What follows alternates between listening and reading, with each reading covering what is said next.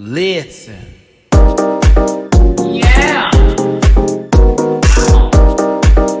Yes, God. Oh. Get that out of there.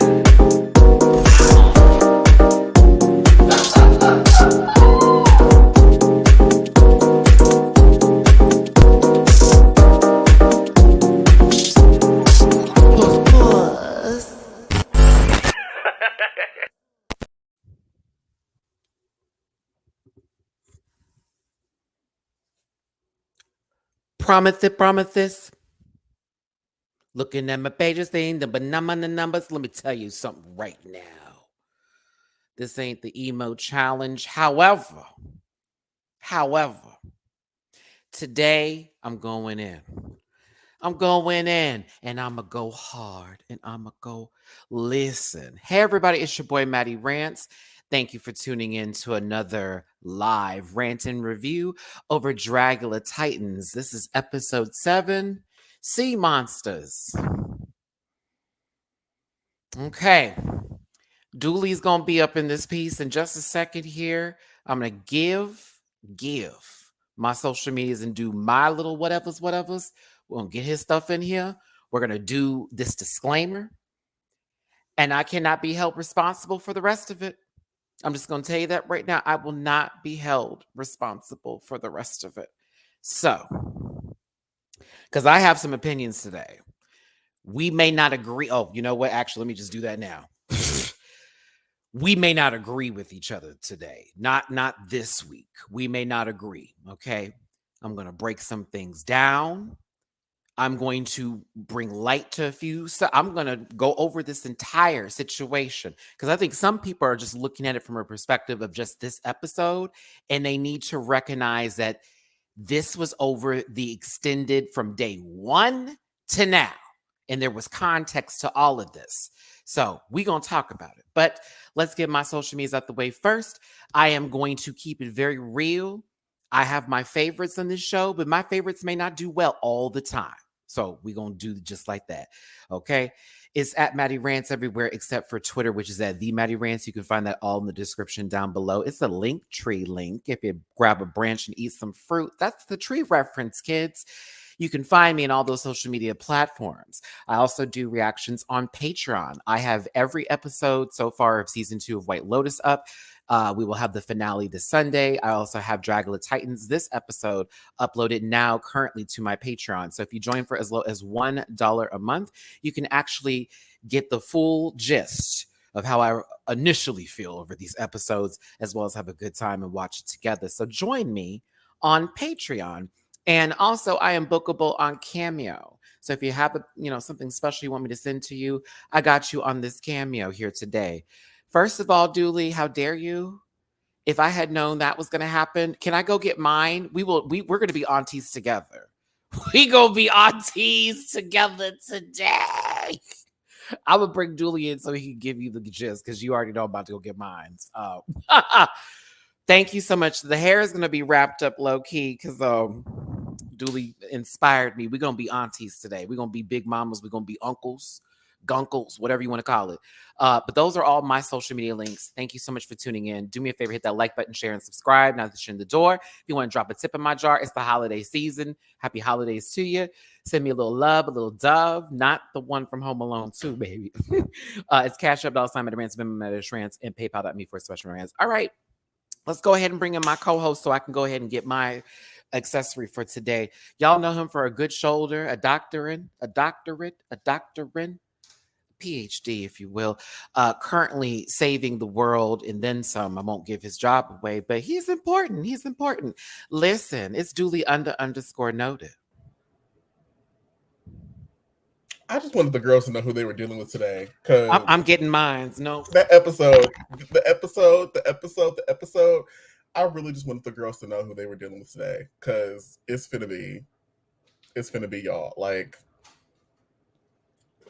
the episode. I just want y'all to know what it is today. This is what we doing. Go ahead, Matt. Go ahead. Go ahead and get your accessory, baby. It's funny too. I just got my hair cut but I was like, no, the girls need to know immediately who they're dealing with today. So let me go ahead and put on my bonnet because I just want y'all to know. I want the girls to know. Now I look like I'm about to go sell ice cream to a couple of kids on the street, and I'm asking Craig where the fuck my money at. You just gotta go to the school because little Jabron is acting up. Bitch, we're giving big worm teas today. Yes, Big Worm. That's for the girls that know. I don't know who Big Worm is. Then you probably Astradoralia. All right, so listen. Ooh, girl, we already starting. Before the disclaimer. The bonnet is on. The bonnet is on. Before the disclaimer. Can I take your order, Dooley? What are your social medias, please? You can find me on Twitter at _Dooley Noted _. That's _DOOLEYNOTED _. You want to find me on Instagram. That's Dooley Noted with 2 underscores in the middle. So that's DOOLEY _NOTED. And if you want to know where any of my other stuff is, that's linktree.com/Dooley __. Ooh, some gamer guy. That was some deep shade, baby. But I'll take that. I'll take that nasty jab from you. That was rude, but yeah. It took my ethnicity away from me, Dooley. You see how that went? My glasses are somewhere around here, child. I don't know where my glasses are. Yeah, I'm gonna be Also, like Nene with December, that one. so Don't play in that colorist shit with me, honey, real quick, very quickly, because I'm bright. Listen, don't play with me like that. I'm not that girl for you. I could be your best friend or your worst enemy. Don't do that shit with me. Listen, now we're gonna go ahead and give a disclaimer because honestly, I can't. You come for me too this week. I might have to get you together like old Richard. Okay, so let's bring it back, baby. Richard is not gonna be able to breathe for a couple weeks. And I'm sorry if that's your name, but you might end up being this one over here too, gamer guy. I don't want to have to use your name a part of this disclaimer, girl, since you want to take me out of my blacklist right now. But I guess I have to remind myself the girls like to come for me and I have to just accept it, right? So this is the thing though. This is where we're going to go with this one because there are going to be some things I need to go ahead and say today. I'm sure Dooley's got some stuff on his chest. I do want y'all to know that this show, this is all for shits and giggles. We don't send any hate to anybody that's out there. We may drag someone today. I don't know that baby's life. I don't know where they come from. I don't know any of those things. Nothing of the sorts. But I'll tell you what I saw on this TV and what pissed me off and what made me happy. How about you, Dooley? That sound about right? I mean, it's what it is. An edited program. Is that what you're saying? Footage. Okay. It's clipped and snipped and not in the way that some people are trying to have happen. But I will tell you this, though. This disclaimer I'm going to put up here is for all the gamer guys and Richards out there. Yeah, you leave that joke on that other YouTube page, bitch. You ain't don't play my fluorescent page. Listen, disclaimer: this program is for entertainment purposes only, and content is not intended to malign any religion, race, company, individuals, or wigs. All opinions expressed by Matty Rants and program participants are solely the personal views to affect the opinions of every human being on the planet. No hate should be sent to the shows or individuals mentioned on this program. Please don't be a poot, and if you feel uncomfortable viewing this program, please consume some activity and have yourself a good poot. Girl, I just got paid. Yes, God. Well, congratulations, Dooley. I'm glad your paycheck came through. Girl, I should have got paid about 12 hours ago. Oh, I mean, but you got paid. Your girl was finna call up and be like, "Hello, payroll." And you saw me earlier today. Hello, payroll. Okay. I can only imagine. Matt saw me at work today on FaceTime. I was like, "Girl, let me go to my office," and I head down the hallway. I even gave Dooley a song to walk to his office with. Cubicles, walking through these cubicles. Okay. It's weird. So I had something called an officle until my actual office gets put together. What the fuck is an officle? It's a weird intermediary. It's set up like a cubicle, but it's as big as an office. There's furniture inside. I don't know, girl. I'm just waiting for my ish to get put together. So, Matty, apparently the neighbor who I found out was evicted, it did not move out. The loud one? No, not them. Actually, they are gone. They're getting ready for a new. I know. I was like, what the fuck is going on over here?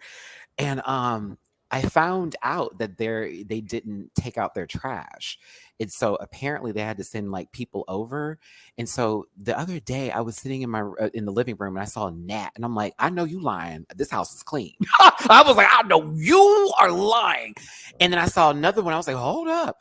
Next thing I know, I look out my patio and they're throwing the trash like from the second floor. And apparently Oh, they that's just it. left all their shit in there. And it was like, oh my God. So today has been that day where you may have seen me with like doing one of these, like I don't know who, but this kitchen is clean. Before I go to sleep, whether it be 2 or 3 o'clock in the morning, that kitchen is clean. I refuse, because if the sink is dirty, things will come, and that's how it always Absolutely. happens. As a New Yorker, there is one thing that we do not play about, and that's bed bugs and roach. Baby, let me see one bed bug or roach up You in here, know, I have baby. my story already about the bed bugs. I We don't do play not with that play. shit at all. Like you should see me with my bed, even though I know my room's. I'd be like, We might find a cab driver, girl. We might cut you on the street. We do not play with bed bugs and we do not play with roaches. Not so. mm-mm. Now dueling, while Yes, ma'am. we do like to have our conversations. This is a live review, and some of these cats For rant might be. and review. These kids are talking too much. Shut up. This is what we do. This is like damn near turning on the radio and trying to find your way back an hour and 20-minute drive from Trade's house. Baby, Since this he is Respar in the morning show. He wouldn't meet you halfway for the hotel, sister. I would find someone new. This is Okay. Coco and Foolish. Did So, y'all have Coco and Foolish in Texas? No, this gotta be on the Detroit only then. No, we had JLB. We had the 979 The Box morning show. Boom, boom, boom, boom, boom, boom, boom. That's where that kind of came in with all the messiness and stuff in the morning. And then, of course, Marco Smooth 102.1 that was going to get you right when it was like late night on the R&B station. Was it the Quiet Storm? Yes, the Quiet Storm with Yes! Marco Smooth. That voice. I used to love the Quiet. That's why I'm an auntie now. I used to love the Quiet Storm. That's like. I'm an R&B soul girl, 100%. Like, listen, Anita Baker, Pat, give me them girls. We got it, and Anita's coming out here to Houston, 2023. Yes, I'm trying to get tickets. I'm gonna pull up. Me, you and that boo can go because I will sit there and sing all of them. Listen, we got a birthday in this mother Taco. Before we start this up today, it's J100. Hey Rant Pack. Today is my birthday. Love y'all. Happy birthday, J1. You've been with me for a long time, brother. I appreciate you, sister. Whoever you are, I have to remind myself that everybody don't look like me and just stop saying. I just like to say, brother. That's my new. I said girl. Everybody is girl. See, mine's. I'm going into my mid 30s to now early 40s. So brother is the new word versus Miss Thing is brother or sister. I don't know how everybody became so related, but yes, happy birthday to J1. Happy birthday to all my Sagittariuses out there. Happy birthday to everybody out there. Once again, this is for entertainment purposes. Don't take nothing too deep. Here we go. Let me pull up. I want to preface this, and I think me and Dooley can both agree here. I do not dislike anybody on this show, no matter who they remind me of. But this episode was severe. I know there have been several episodes of me going, she pisses me off. Shut up, girl. Your face, big head, all of that. And I'm going to do it again today. But I send nothing but love to these babies. I hope they get tipped enough to pay a phone bill, maybe more.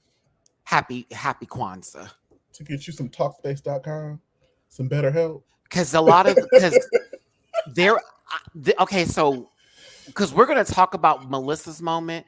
I am not going to let her just roll off a little bit here, but I'm going to give context to where a lot of truth was motherfucking said in those moments. And a lot of it can be true at the same time, right? That part. And so, and there was a lot of deflection versus receiving and then reciprocating that happened in this episode for me. And I noticed a couple of microaggressions. I said it, sure did, that were done. Aggressions? Oh, for example, why don't you throw the drink? Oh, you thought that was then gonna what? slide? Oh, but then what? Okay, but then what? Because what was gonna happen after that? Now you asking her to be violent? I was like, now isn't that interesting? I said, oh, now wait, and you was. I'm sorry that I was prepared. And you weren't prepared. I am prepared. And that's the thing. See. Ooh, Julie, I was over here we'll like. Get there. We'll get there. We'll get there. I had a conversation with a friend of mine who probably is listening to this going, oh, Maddie's going to bring up our point today because I was having to go, no, friend, this is what you're missing. And no, friend. And I love my friend down because he gave great arguments on behalf of those that he is cool with. But I also notice sometimes when we have a liking of somebody or of some situation and we don't want to think negatively about people, we start to forgive and forget. I'm not that girl. I like a lot of girls on the show, but I know they did some shit. And maybe that's why I don't like me, because I will call it black faces and all. 200 plus in the room. Feels like a disclaimer is needed and necessary to start this up. Please hit that like button, share, and subscribe. It's Matty Rants, special guest duly _noted. It's Dragula Titans, episode 7, the live review. Shout out to the Boulay brothers for providing some excellent programs. Shout out to Shudder for facilitating our needs with watching this show. I wish you had more original content that wasn't movies, that was reality based, that was interesting. Just saying, you want to keep subscribers. That part. Oh, girl, now you gonna be up in here? Yes, girl. Yes. Mama had to come live today. First of all, if she's got her shit charged, let me know if you want this link in this code, boo-boo. Because I will let you pull up on this motherfucking show. I live. That's Coco. And I'm going to tell you this right now, Coco. I did not like your look. But I have your back on everything else this week. But I got to keep it real. We got you, friend. You needed an accessory, and you needed a cape, and you needed a crown. 3 accoutrements that were necessary for that plate. But I love you, sister. But I got your back for the rest of this episode. Because believe me, when I say I was like, and I don't think so. But I like to let everybody listen. I keep it real. This is why. Shout out to Victoria Scone, Tia Coffee, and Pixie Polite. That video cracked me up.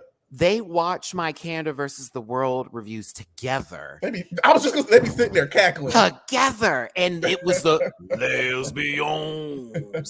That song is a bop. I swear to you, if I can just get somebody who likes to make music, come on, man. I got many songs.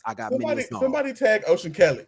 Can we get an Ocean Kelly moment? I'm telling you, there's a whole panel song I can pull together without telling you. Talk about. Get off my puss, boom, boom, boom, boom, boom. Yes, no, let me stop. Okay. Oh, Black Jesus. ASMR 84 in the room. Shh. Silence, just phase.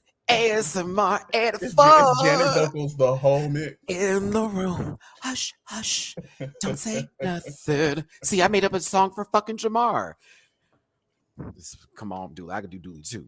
Shoulders are popping. See, we got to get off the same track, but one shoulder ba do, one shoulder ba do, one shoulder Dooley, shoulder ba do. What is that? Pull up, daddy, it's Dooley. Pull up, daddy, it's Dooley. Oh, this whole year was the year of Daddy Dooley, but that's another topic for the time. And me, I've just been turning around going, what? Oh my gosh. Okay, no, I'm just kidding. Listen, I would actually make it through the acting challenge. But Boulay Brothers, Dragula Titans, let's start the drama. Astrid. This face, Coco's face really just summed up the episode for me. It's the narrator. It's giving us. It's just giving. I knew at the beginning of this episode, Melissa was over it. Her energy was off, right? Done. It was done. Mama was finished. But she's been finished since episode 2. Okay. And I noticed that I want y'all to recognize this though, because a lot of the conversations are just happening within this bubble of episode 7. Stop. Please go over everything that has happened over the season. Okay, now Melissa has been the one to basically carry a lot of the we're not going to talk about it, but it's going to be tensionable moments. And she's Actually, can you step forward? because I need to get some clarity here because you were saying this the other day, but you want me to be mad at her. But Matt, I feel that this has nothing to do with me. I don't understand why I'm lumped into the category with everybody. Why me? Because for Why? some odd reason, you in your forehead have found your way into all of this because guess what? You are attached to the person who is a part of this, and you have also been trying your best not to make them upset. At the same time, please the person that they're, with that they want to be with. Actually, I don't understand. Like, I thought we had a good rapport. I don't understand why you're coming at me right now. I'm just saying, Miss Astrid is a good cuckold. I'm just gonna tell you that right now. She can sit right underneath them balls and let it drip, sister, and just take that tap water. I'm telling you, because like, bitch, you act like you have nothing to do with the situations, yet you be one of the main people talking through these moments. You also get in your confessionals, say a whole nother story than what you say in front of these bitches, and you want to have the nerve to talk about somebody being a bitch on camera. I'm not done with you. We'll continue. Victoria, your turn is soon. Your turn is soon. Because Fem Wednesday Adams here thought they were getting away with something today. I don't think so. And I'm going to tell you what's wrong with Victoria. Victoria act like she also wasn't like upset about a lot of things going on. You also bold-faced lied to Astrid's face. Bold-faced lied. But like literally that lady was carrying the top 3 storyline all the way to her grave. Sister, you buried the body. Several. Take several back. And then also the conversation that's going to come up later. We're going to get there in a second about not having your things ready. Okay, bitch. I get it. Eva comes in the room. Astrid, I swear to God, I thought it was going to be like the first poltergeist where the house imploded on itself. I thought that was going to be the case. Come on, reference. Okay, I assumed that she was not going to be able to, I don't want to hurt anymore, and just turn it in. Okay. You know they shot that movie on a Native American burial ground, and I heard that they were cursed. Yes. Yep. Didn't and that little girl started to happen? Didn't that little girl pass away because mysterious stuff started to happen in people's lives? Baby, don't play. Listen, don't you play with the Lord. Don't play. I'm trying to tell y'all, them spirits exist. I believe in ghosts. Boo. That's why when you walk into someone's house and you feel a negative energy, I promise you something is in there. Something is in there. I remember this guy I dated told me about that he had a spirit that followed him. We stopped talking immediately afterwards. Yeah. Remind me to tell you a story about my grandma after the show. Okay. Remind me. I'm also going to give you my 1989 Ouija board story that I still remember to this day. It's a scary story. Dion said no. Deborah was not happy. That was in the house. Deborah was not happy. Oh no! I know. And it was a cousin that brought it up in there trying to do the mess. Oh, I'll tell you that story. It's like true scary story. I'll never forget that day. I saw some shit. But anywho, let me stop giving y'all. This is how the little what's that movie called where if they talk about it, all of a sudden the monster shows up. I want to hear it, Maddie. Y'all want me? I'll have that conversation after the review. We can talk about some scary stuff. That's fine. It's not. I can make it a short story, but just know that somebody answered when they were called, and that was not a really cool moment. And that cousin was never right afterwards. Never right. He still ain't right. Don't come for me. If you're watching this video, I know you know my tea. Anywho. Okay. Eva's hairy ass came in here. And, some people were excited for this. They were happy to see the destruction back. That's great. That's cool. I don't want to hurt anymore. It's giving. Cut my life into pieces. It's giving Euphoria season 3. Yes. Don't give up. Yeah. Look like they about to be Rue's new best friend. Drinking and driving. Listen. Okay. It looks like there's wake me up inside. She's giving 3 episode storyline, like plot device. She's giving that long ass song during Euphoria. Okay, real talk. But listen, Eva was trying her best to act, but Coco knew what the tea was. I was like, girl, like, come on now. Like, let's not do all that today. We're not going to act more. But Hoso came back. It's still not consistent. I don't. You're in, you're out, you love her, you hate her, you want her there, you don't want. Baby, what is it? Uchiwali or is it one mic? Because it can't be both. Which one is it? Because it's giving both, and I can't tell. Shout out to everyone that knew those song references that Dooley was referring to. Since one particular rapper was talking about what's his name isn't relevant anymore. Boosie said that about Nas? Boosie said the same thing about Gabby. And I said, Gabby's career has spanned what, three or four decades at this point? Get out of my face. Looking at you, looking like skid marks on white draws. Like you could never Fruit the Loom it at all. Listen. Looking like Big Mama your arm. Girl. Looking like looking like Trick Daddy's neck. Oh no. Collard green neck bow. Mayonnaise. Baby, I told y'all the bonnet said everything needs to be said. That's who y'all getting today. Like, try not to vomit at this picture. As you know, we've had to sit through this for 7 episodes, and it's giving me, ooh, they're not going to win the Oscar. Hoso's back. They talk about the whole experience. We're excited, kinda. Let's move forward here, because in reality, Anyone see what a Boris put on Twitter earlier? I haven't seen it. I wish I had an intern that would look these things up for me. I'm not there yet. I need at least 10,000 more subscribers. As I look up this information at the same time. Let's try to find something here. No, no one really just has their name on Twitter anymore. That's always not fun. I got screenshots. You want to send them to my Twitter, babe? Send them to my Twitter. Twitter at the Matty Rants. That's with THE in the front of it, and I'll read those off, babe. Listen. The Boulay brothers are trapped in the same basement as RuPaul Charles in order to give these queens what their maxi, nope, that's not what it is, floor show performance is going to be. So for the floor show performance, it needs to be sea monsters. They asked them to give their own interpretation with a story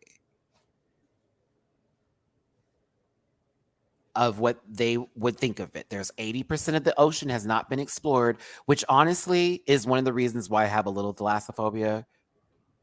A little bit. Like, I like to go scuba diving, but I'm going to tell you, the last time I went scuba diving and it got to a point where I could literally see the earth in the ocean go into a cliff, and the guy is telling me, do not get any closer because that drift can pull you directly in and you will drop to the bottom, and because of the pressure be instantly crushed. When I tell you, after that scuba dive, I sat on that boat and thought about, girl, what if I had moved just 2 feet? You gagged. And just pulled me in, and I would have been missing. Would have been a snack for somebody. But again, we also still need to keep our ocean safe and clean, y'all. I hate to be that girl right now, but our ocean is dying. The coral in our systems are literally almost more than 50% gone. Please do your research. Global warming is real. Don't let nobody lie to you. Allegedly, I don't know if YouTube's gonna get mad because I said this right now because of the TM services, but I'm just saying it's for entertainment purposes only. Nobody gets sad. No one gets sad. But low key, if you don't think that the weather ain't changing, I don't know what to tell you. It's 83 degrees today, and it's December in Texas. Gross. But yeah.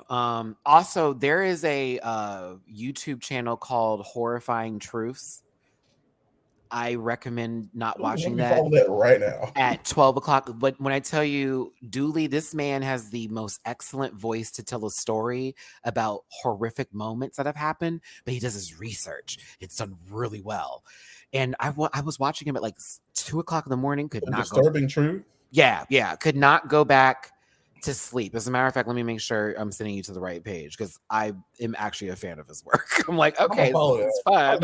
I love a documentary moment. So hey. It's pretty. I do like it when someone, I'm a fan of what's his name, Milton, such and such. Oh, okay, so that's one of them. I actually am subscribed to it, but there's another one. Horrifying stories. I need the one, Matty. Come on, I should have his name memorized. Oh, girl, I watched too much Amber Lynn Reed. Let's see here. That girl's grammar is starting to affect me, bitch. Okay, when you watch something that makes no sense for too long and it starts messing with you. It's getting there, kids. It's getting there. Horrifying something. No, it's not disturbing truth. This is gonna kill me. Julie, talk about this for a second while I look. I have to find it. It's gonna kill me. Work. So the challenge for this episode. I found it. Okay, work. Scary, interesting. It's scary, interesting. Okay. There it is. I'm so sorry.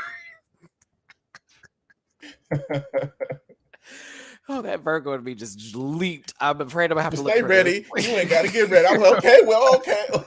I'm like, Julie should know right now, honey. If I throw that microphone at you, go. Okay, because I need you to be girl number 3. Girls feet, girls feet, girls feet, girl time. Okay, listen. This is not this fright feet was the worst. I'm going to tell you this. I'm afraid I wouldn't have been able to do it. I have past trauma from damn near drowning before too. Hit my head on the side of a pool trying to be doing flips and stuff. And I remember being paralyzed as I was like drifting to the bottom of the deep end of the pool. And I remember my brother and my dad jumping in, and that was the last thing I saw. Woke up to my brother doing CPR, and I was apparently gone for like 2 minutes. Oh man. I was like, oh my God. So this one I would have had to decline because the fact that they're also in a tube in this machine and it's dipped into the water. No way. I'm so sorry. Now I'm in a enclosed space too. I wanted to know how they were supposed to be able to figure out the passcode to the padlock. I didn't understand like how anybody would have successfully it didn't even look like anyone actually solved it. You know what I'm saying? Yeah. Like how long were they down there for? How long did they have to hold their breath? Mm-hmm. This bit, like Eva's fully like submerged in this picture. Okay. No, excuse me, not submerged. Like they're literally being dipped into this water at an angle for that matter.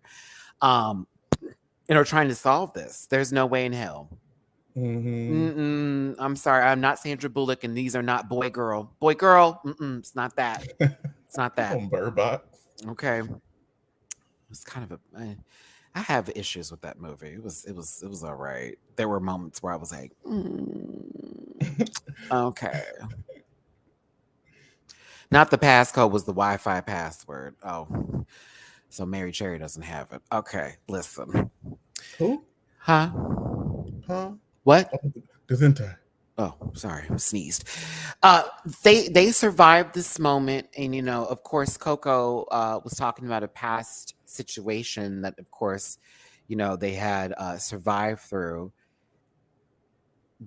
I got a little upset when someone was like, Asher said, well, this conversation's a downer. Have you not met you?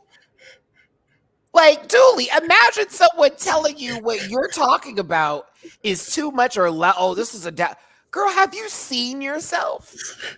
That's also not something that you say after somebody shares a traumatic story. Literally shares a traumatic story to talk about basically being grateful for life. And well, this is look at you. I know you didn't. Last chip in the bag looking ass motherfucker. I was getting over it. I was over it. Goth Caillou. Come on, Goth Caillou needs to be quiet. That's emo Caillou to you. Okay. I don't want to be like these emo kids. God. Sorry, they had the South Park episode. Death and despair. This is your ringtone. Death and despair. Death and despair. So I was kind of over this moment here a little bit, like, okay, where are we going into this? Can we hurry this episode up? Like, what's happening? Because also in the same breath, Melissa has been kind of checked out a little bit. having to be almost drowned and also going through their own personal stuff. Now that Eva's back in here, Victoria decides to spill the tea. Let's talk about this real quick. Hoso is sitting right there, and you're having a conversation about Astrid. See, Dolly said their name that way, so I've been saying it correctly. Y'all have been wrong. What was the point of this play-by-play that needed to happen here? And it had to do with basically Melissa talking about it being low-key performative, or was it Astrid that was the one that was having that conversation, Julie? Do you remember this? I think it was just Astrid, maybe Melissa talking about it. I don't remember, because it was a whole lot, and I don't remember which one brought it up.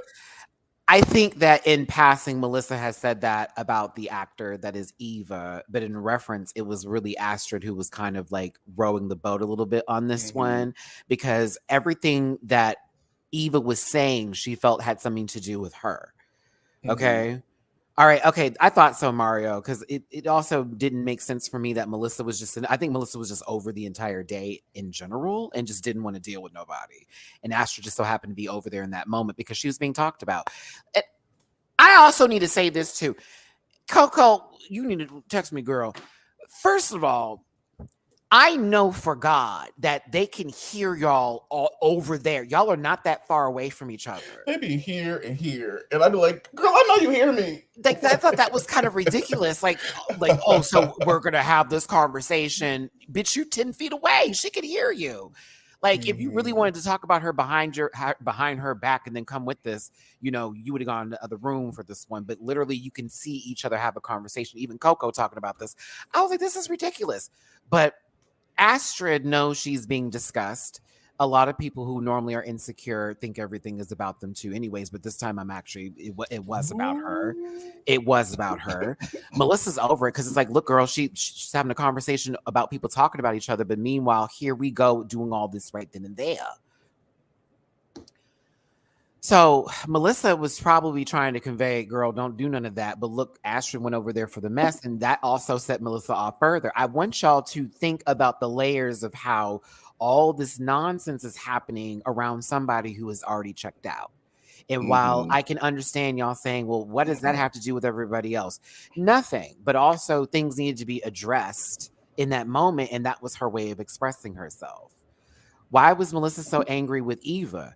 Good question. You want to take that one first before I jump in?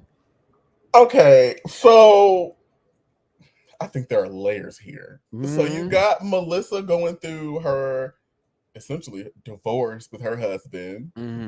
You got this traumatic ass challenge that just had happened. You got Astrid and Hoso and Abora every time they're in the room. So there's that compounded.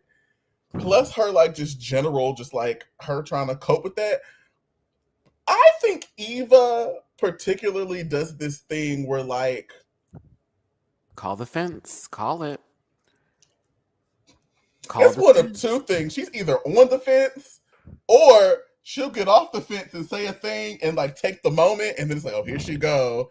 And it's a production, and it's reality TV. I can't drag her for that. But sometimes it's oh, and it happened at the end of this episode. I was oh, here we go. And so I think all of this stuff is just closing in on Melissa, plus the disagreement that they had and it was just perfect storm of mess, and Mama is over it, and then it just overflowed. That's what I think happened. So to piggyback onto Julie's response to this one, and the fact that they did give an entire montage of moments where Eva says one thing and then does another. I think the difference between Eva doing what she does and say Astrid, which is very comically annoying or whatever, is that Eva does this, you did well. And to one person, and then goes to the same person in the same position. You did well. I like this about you, and I like that about you. The following morning, well, girl, the outfit was kind of trash, and well, this was kind of this skirt I've ever seen, and it's but not. 2 minutes ago, it was vintage, right? And Abora's my friend. And I want to have her back. But when you're with Melissa, girl, she's getting on my last motherfucking nerves. Now, you can vent to other people about somebody else. But there have been instances where she says, I have been very upfront, where she has not. And there have been times when she has, but it has not been consistent. Marie, I want to give you time here. I feel like the fact that Melissa's husband left her, in her words, out of nowhere makes her especially triggered by two-faced behavior too. That part. Plus, a love triangle is in your face every time you're here to do your job. And that one of the people in the triangle has a relationship that they're already in, which also makes it somewhat complicated, Yeah. which it doesn't seem like they've actually really worked that out and expect everybody to just deal with their shit when in reality it's not that big of a deal because what they're doing is some high school nonsense with a bunch of 30s and one person that's very young. Excuse me. I'm just saying, this isn't The Hangover, but high key, the cast is there.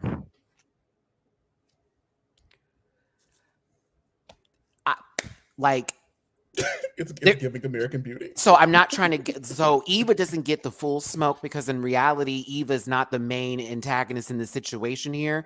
Yeah. I would really want y'all to focus in on Victoria, who has played this. I'm not in it, but clearly is in it. And that's why it came out today. Because Victoria comes off as the one that's not a part of the drama, and I don't want any of this. But in reality, you're also cycling through the stories too. You have your own base opinions. You only share certain opinions with certain people, et cetera, et cetera. Also, let's remind ourselves that there was an issue that Kendra had with Victoria before she got there that Miss Mama didn't even know about. Do you even recognize folks? Are you even aware of situations? Like you making a statement like people weren't prepared when they're prepared, maybe not you're prepared with particular skills. And so I'm not trying to dog her, but I'm just saying there are, like Julie says, layers to this where there are points where I can see everyone making, but in reality, there are situations and there were things said that were on some bullshit. And it was like, now where'd that come from? And why didn't you say that earlier? Because you've been talking a whole lot differently throughout most of this competition. I also want to just go ahead and just keep it clear. Melissa was tired because no one really said her name. Eva was the same. They both only got one person saying they would take them to the top 3.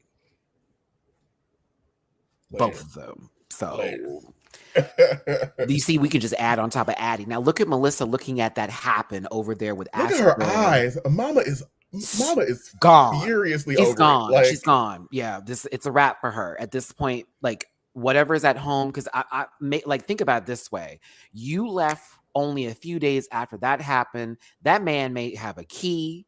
That man may still have access to your animals and your friendships that is going on at the same time this is happening. Nobody wants to go into a competition where they have to be on all the time when something that happened in their outside life actually really deeply affects them.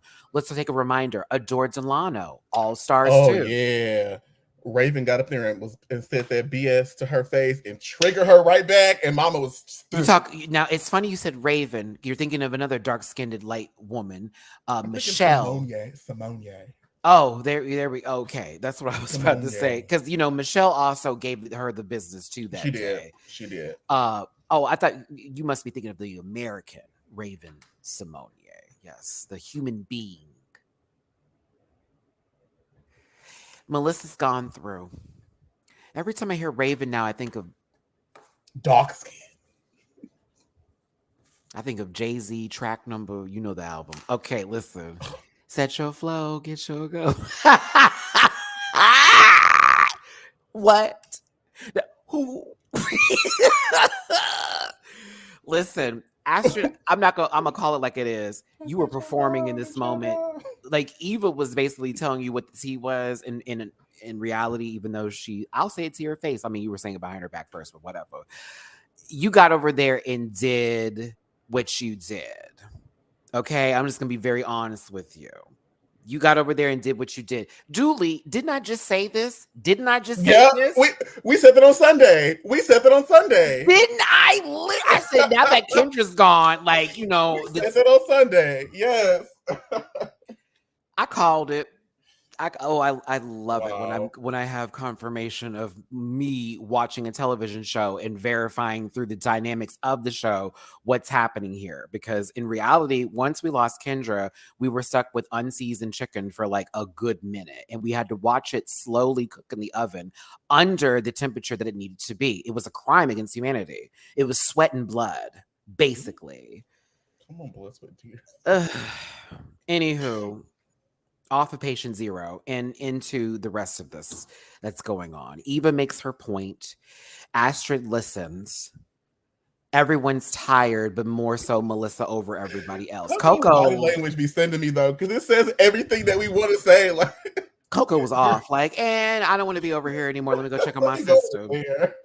Let me go check on my sister because this is giving too much. Melissa's tired of the Oh, that's entirety of it funny. all. No one's being honest about how they feel because I can only imagine what is being said in off camera when Yeah. people are really talking of what they want to say. And then mind you, let's not forget that Melissa brings up the fact that, and also Eva even mentioned this too about Astrid being rude to production. I'm just direct and assertive. I'm gonna, based upon what has been said, I'm gonna assume that maybe it's not what was said, but how it was said or dealt with. And I would like to just say that sometimes people who look a lot different than Astrid can't make those same sort of Mm-hmm. decisions because of the repercussions But that wait, happens to, pause. It's not your job to deal with production though, right? You're the talent. So like, listen to I also don't understand that listen and aspect. move. That's listen, honey. Whenever I get in the goddamn ring, I'm listening and I'm moving. Where do you need me to sit? I ain't speaking right now. I'm minding my business. Thank you so much. What are your addresses so I can send you Christmas cards? Because you're helping me in who I'm supposed to be on this show based off of what I give you. But like, if you're so focused on how Mhm. you look to others, and that sound like an insecure. But also, who voted you to be the advocate for the team? Like, did nobody ask you? Like, if I have a concern, if I have to, like, Are you getting the girls paid more? Are you getting them paid on time? Because we know that's not true. Huh. Thanks for tuning in, everybody. It's your boy Matty Rants with Julie underscore noted. Our let bonnets it are rain on and clear it out. and the Let reads are it out. rain and clear it out. We're talking about Dragula Titans Ep.7. This disclaimer is for the girls who just got here. This program is for entertainment purposes only, and content is not intended to malign any religion, race, company, individuals, or wigs or gender. All opinions expressed by MattyRants and program participants are so their personal views, not affect the opinions of every human being on the planet. Thanks for being here, and thank you, AC, for turning on. I still have my mark from my monkeypox shot, and that's why I'm wearing these jackets. Me too. Like this sucker, it just went down, but it's still looking like I know, and you got to get another one. All right, Coco. I thought there was something was gonna happen with this. I'm gonna get to your look. I love you, sister. But mm-mm. I knew what you wanted to do. I just needed some more from it. I wanted to bring this picture in to show that Victoria also was working on her outfit that day and to not be confused in this moment since Mama said she was prepared as always. You're a lying bitch. Now that bodysuit was done, but this headpiece you clearly had to paint that day. My hypothesis is that the bodysuit was not done. I don't. I would never. I just based on wanted what to I be saw, I very don't think it was clear. done.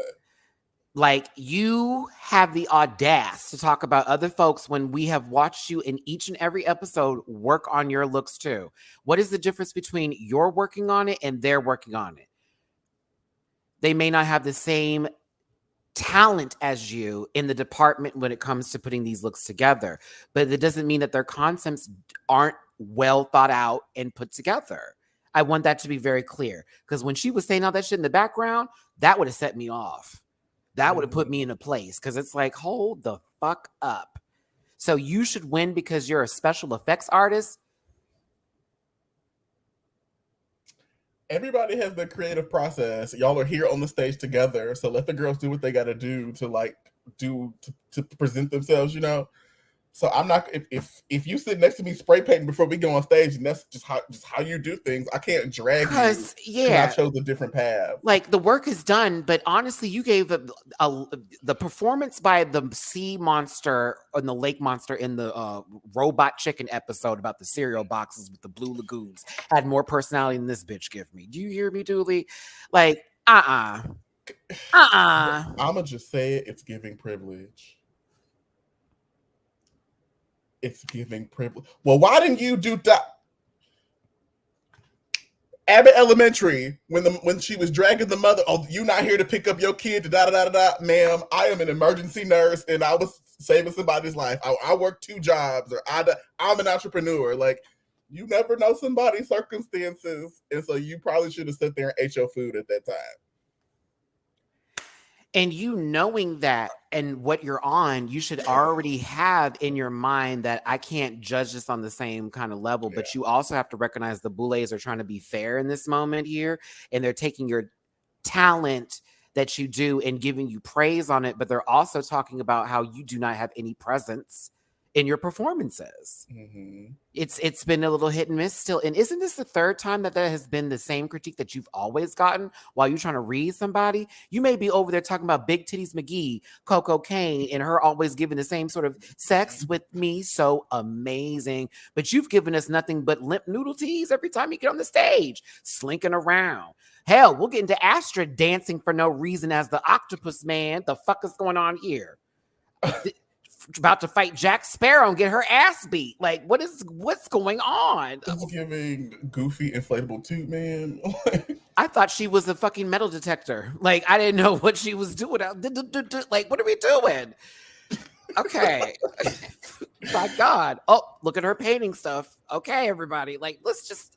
Like, I appreciate that you want to give us Universal Studios, but based upon what's presented, my assumption is that you've been giving opportunities to not only learn that craft, but to fund it with your coin. Because school do that. Is not cheap, and not everybody gets a grant or access based off of everything. Trust me, you're talking to and no tea, no shade. I don't know the girl's pockets. I'm just throwing out a name, but I'm going to assume that Sochi Mochi may not have the same opportunity as you, so she's not going to have the same process or skills as you. You know, like. Let the girls do what they need to do to be on the stage. That's all I'm saying.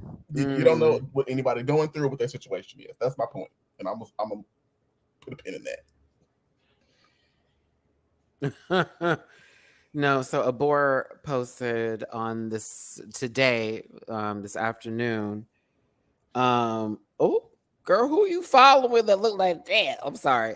No, don't hashtag send Abora back up the trap door to be back with those douchebags.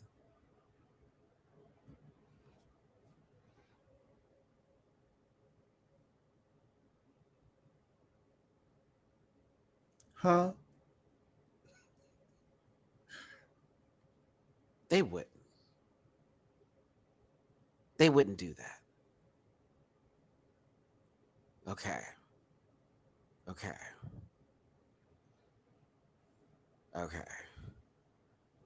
We got another comment coming in soon, but I'm sorry, y'all. I have to pause. Because I'm like, no for me, dog. We already had you come back and give us nothing. We already had you come back and give us, low-key a trainer you run into in the wild with only 1 Pokemon. Why are you here? And why are you trying to fight me for only 800 LP? What is happening? No, girl. Who's going to buy a Pokeball with that? It's giving bug trainer. It's giving first gym. Oh, dang. And you basically picked your starter just so you could wipe that whole gym and go about your business. My God. Boulets after the double save, there will be consequences. Boulay podcast. This isn't the last time you've seen Abora on Dragula. I don't know what that means, but I think it's time to let some of the other girls do a thing. Bless you, friend. I thought, I know we have our fan favorites and the girls that tend to get a lot of engagement online, but what would be the purpose of seeing her again? Some of the other girls that need to be brought back may not have 100,000 followers. Bring Kendra back. She'd be interesting TV. Somebody for Coco to, cackle with, and she wouldn't, only girl in the world. The narration for the entire freaking episode. How about that? Because who else is going to do it that we would find interesting? Okay. All right. Hey, 313 of y'all here. Thanks for being here. Do me a favor, hit that like button, share, and subscribe. Become part of this Rant Pack family. Drop a tip in the jar if you feel like it, because we kind of funny today. You know, bonnet energy, whoop to whoop. PayPal.me /MattyRants, Cash App $MattyRants, Venmo MattyRants, and for Dooley, that Cash App $Dooley does it. That's all available right there for your consumption. That thumbs up button is for free. Thumbs down if you're racist. Do us those favors and get real communicative. Get in this comment section after this live as well. Thanks for being here. Pushing forward, moving on past this chin.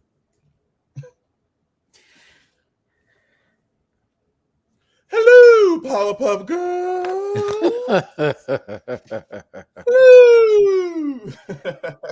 I refuse it. I want her to come up there in her low fashions and entertain us.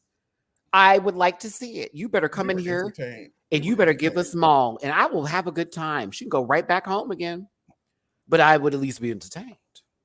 I would. What we're going to do, bring Erica Clash back so she can swirl and twirl and try her hardest? Oh, no, I don't think so.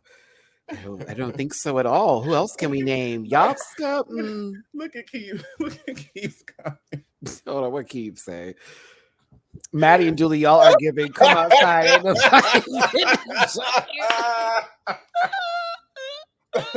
Ain't Asher, come outside. Ain't nobody Oh gonna my you. God. I'm just saying. We just want to talk, girl. I just want to have a conversation. Okay. Meanwhile, 8 girls are behind the tree.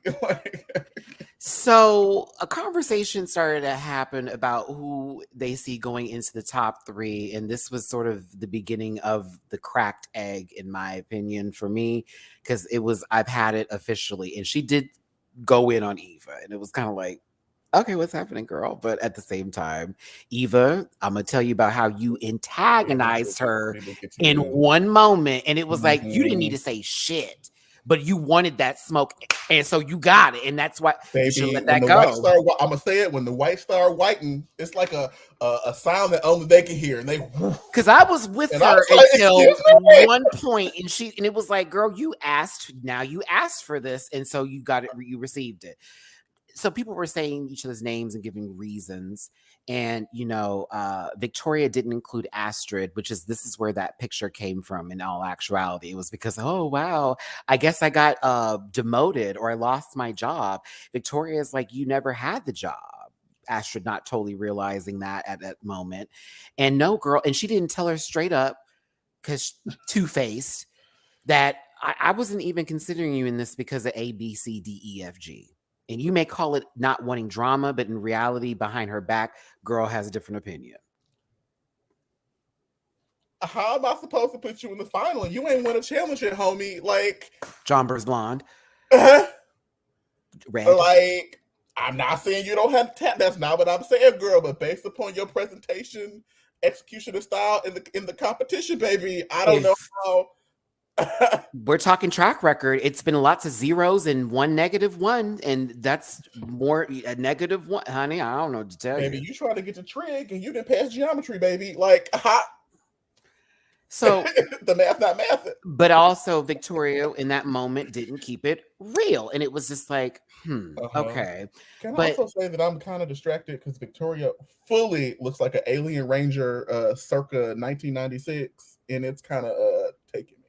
It's taking you there. Well, Coco brought up the point that Victoria is already successful outside of this show and doesn't need this like others probably would. And Victoria feels like, well, it's always been hers, and this one feels right, and it's hers now. And this is what her dream is, to win this title.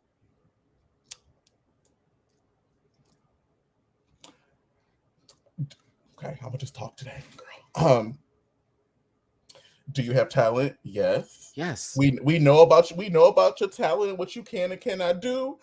But to enter this space assuming that you should win because of that, not only diminishes the talent and the ability for the other girls to surprise and to elevate and to do whatever across, but that also is giving privilege tease because you feel entitled to the win based upon what you got going on outside. And in this space, you want the same playing field as everybody else. So it's your job to prove and justify and show why you should win. Not, I got 100,000 subscribers and I do that, so I should win. And the thing is a lot of us feel on the looks that you've given for the majority of the season, absolutely top tier.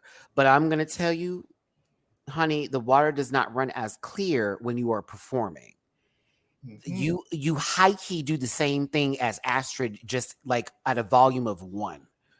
Like, honestly, you slink across the stage. That's it. I think that, okay, radical thought, but I think that's why, like, the girls should have, everybody should get the same amount of money and time. Give them a stipend and give the girls the same amount of money and time to, like, create the looks. Because when you start adding in people's opportunities and who can do what, things get a little inequitable and then it gets weird. So we're going to disagree down here, 54, and I'm going to give you time today. Love the Coraline Avi, but we're not on the same page. I don't know if it's fair to call Victoria Two-Face being polite, making a passing comment 2 episodes ago to avoid an awkward situation, especially with Astrid, is honestly valid. I disagree. And I'm going to tell you why I disagree with that one, because when it is brought up and mentioned later, was she being polite also by not speaking directly to Coco and Melissa about not having their shit finished and not coming prepared? Was she also polite by allowing that situation to frustrate her and then talking about Astrid and Hoso and Abora behind their back to others in that situation because she was, it's valid. I don't agree with that. I'm sorry. I don't agree with that. A lie is a lie is a lie. So now because someone's polite, we have to let that be. When she lied to her face because she didn't want to have an argument, well, then she should have told her the truth the first time.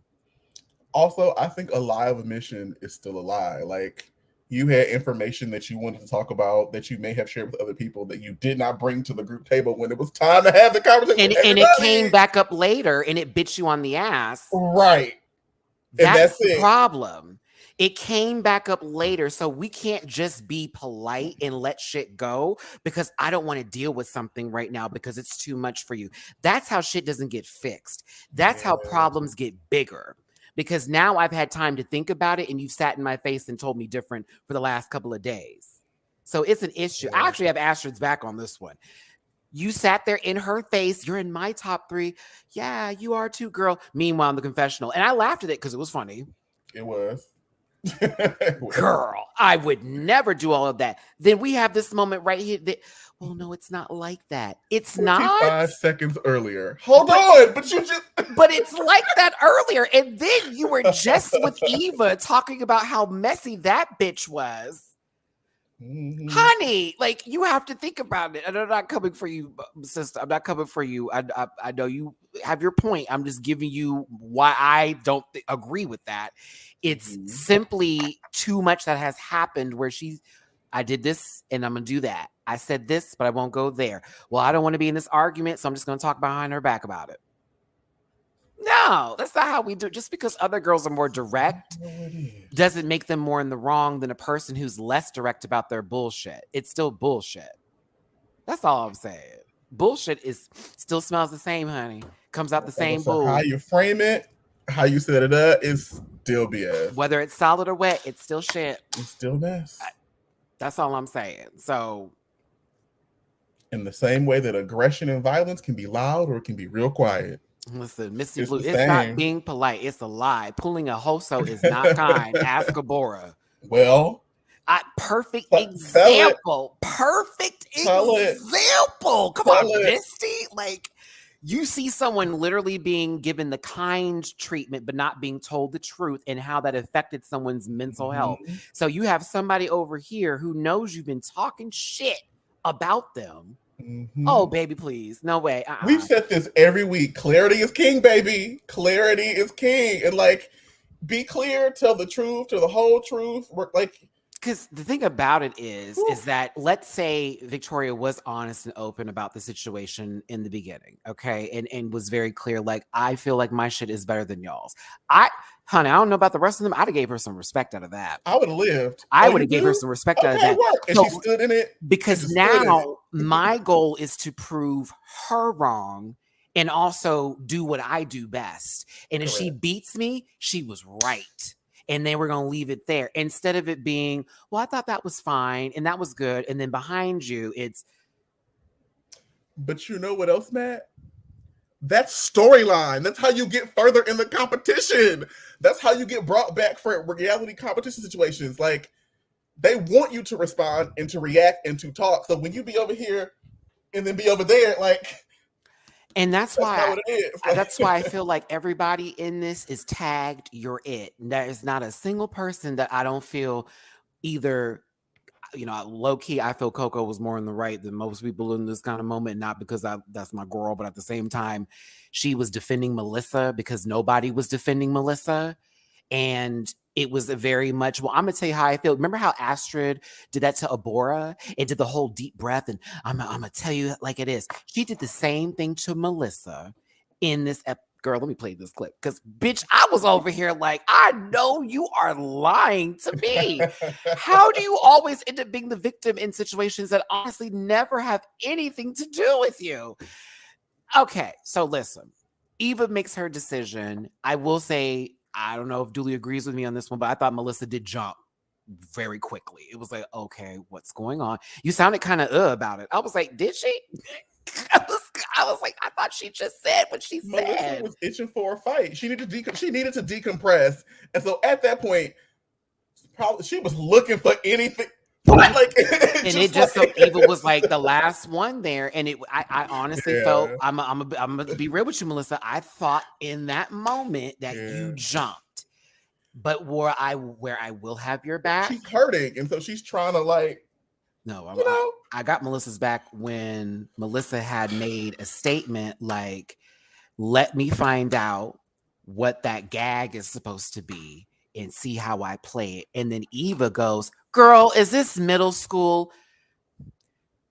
Now, Eva, your point was made in the beginning when you were like, what are you arguing about? Let it go. Her doing all that as her venting there. You asked for the smoke. That's why you got that back. And the girls can go, oh, this is all tension filled. Bitch, she continued the argument. If you want to let someone be a child, you let them be a child by themselves. And you mind your business. And you mind your business. Because an adult doesn't argue with a kid. And if Melissa wanted to be a big kid in that moment, let it be. Eva came in for the smoke, and that's why she got yelled. And all of a sudden, I can't believe this. Bitch, you asked for it then and there. Now, the beginning, you didn't ask for it. You did not ask for that in the beginning. You got caught up in Melissa's like anger. Into and that wasn't okay. And I agree with that on Eva, and I feel bad for you on that. But the moment Melissa started talking that shit in the corner, and you wanted to be, who are we, girl? Oh no, bitch. Oh no. Then I'm gonna have to come and get your ass because now you have invaded my venting, and now here we go. So then you turn around. I can't believe you should. You should have believed it. Get past those glasses, girl. Melissa was fucking over it. Almost done. Over it. That's why you got to learn, girl. Like when girls are mad, you do not poke. But I don't think I should have to. But guess what, Mimi? You have to let them be. Because they'll come, honey, they're going to either leave you alone forever or they're going to come around and talk about, I was wrong. Then address your shit. Then you get them right then and there. But you don't, But because when somebody's triggered, they can't hear nothing. They can't hear nothing. Nothing.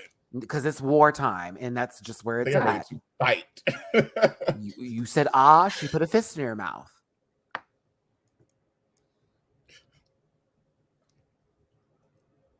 I can't believe I'm not in the. I was like, is it that deep that she doesn't see you in the top 3? I mean, the Boulets don't see you there either. Oh, well.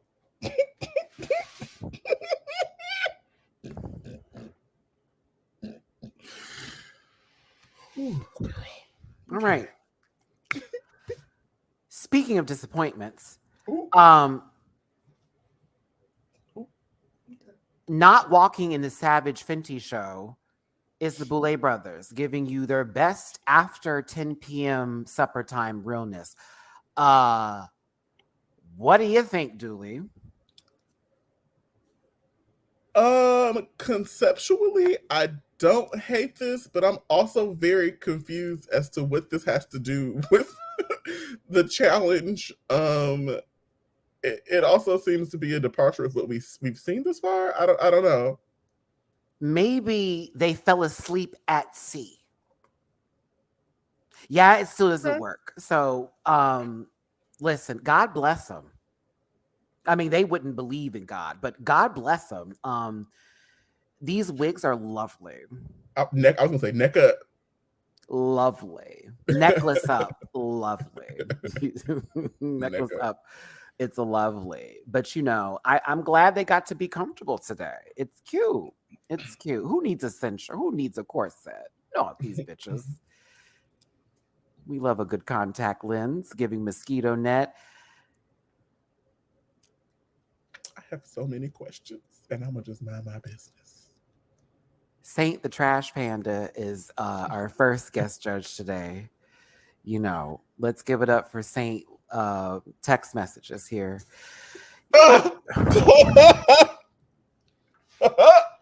Should have deleted those messages, gal. You can do it now with that update. Did you get the new phone? Listen, disclaimer: this program is for entertainment purposes only. Wait, what text message did she send to get on this panel? I'm sorry. I'm done. I'm sorry. I'm finished. What black body did she have to bury to get this? Oh, we're not going to do this today. Dooley, help me, friend. Baby, I don't have nothing. Help me, friend. Help me, friend. Baby, I am empty. I don't even know what to give you, friend. Which I know she wishes her inbox was. Ooh, Matthew. Oh, Dooley, set me up again, friend. Okay, sorry. Oh, some of y'all don't know the tea. Okay. You have to watch all my videos, you guys. I'm refill my glass of water. We talk about this. Okay, I'll give you the story.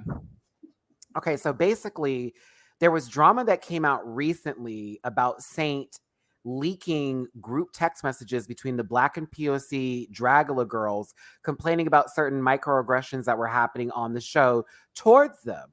And she sent that information to production.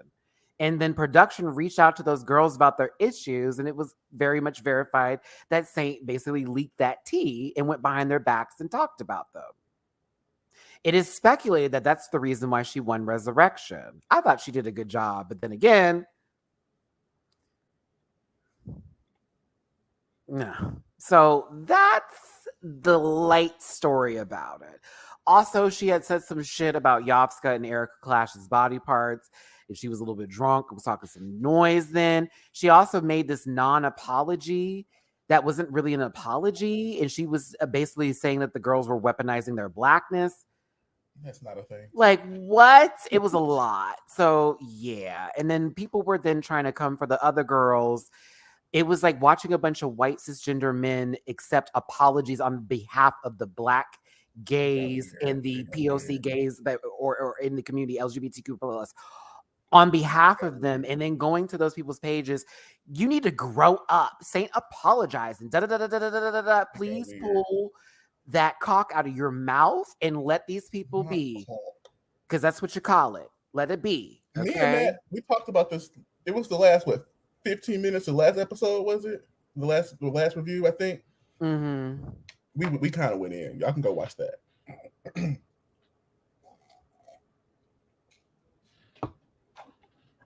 Work. Penis. Okay.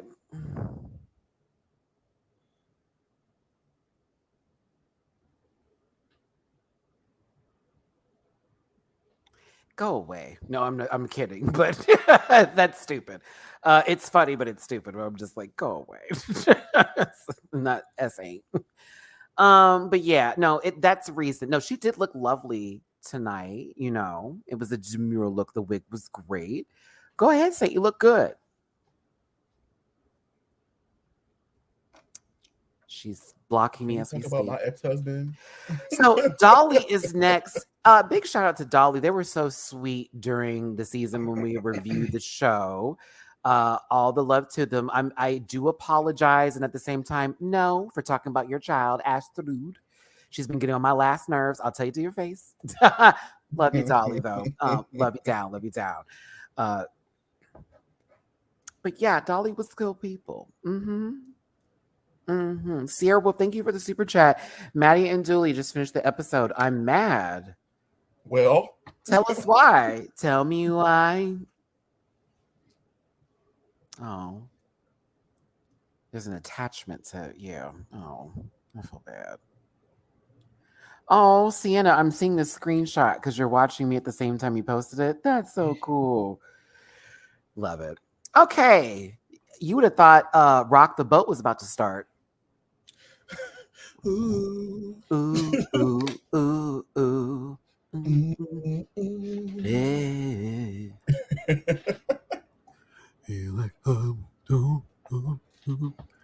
All right, let's get into these looks. Sea Monsters of the Depths is the category for this floor show.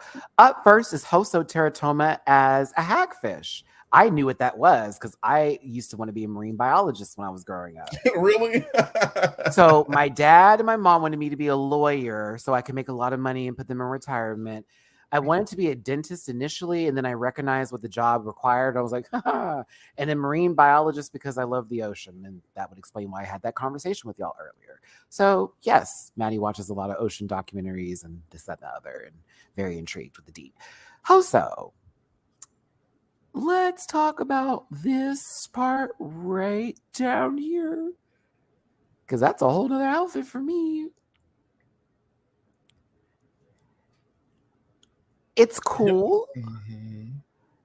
I know about a hagfish and I like that.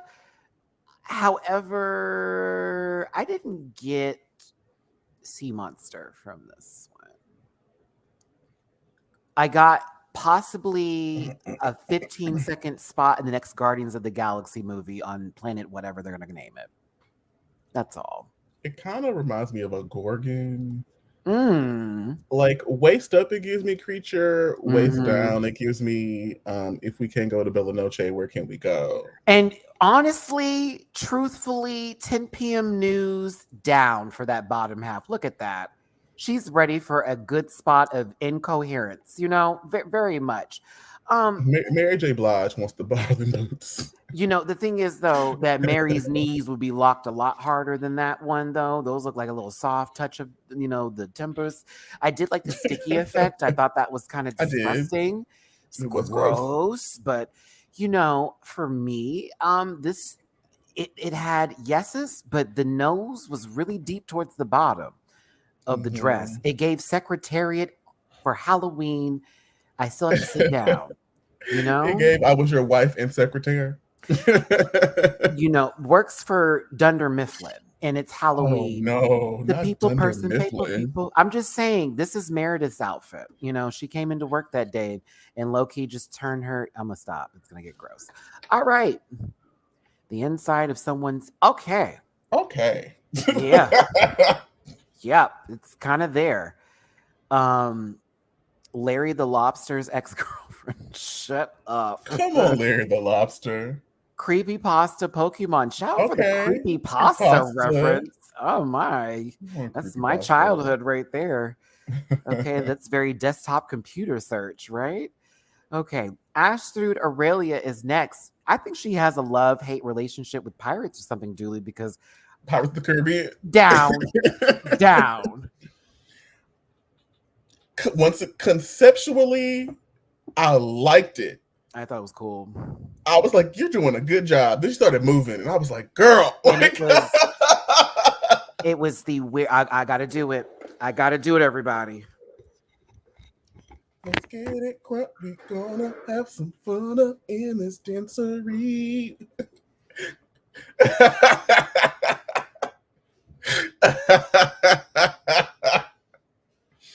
Matt is giving I'm gay and I don't know, and I'm watching Totally Spies. It's giving Kim Possible. It's giving Spy Kids trying to give through the laser maze. It's giving Jungle Gym. It's giving Slim Jim.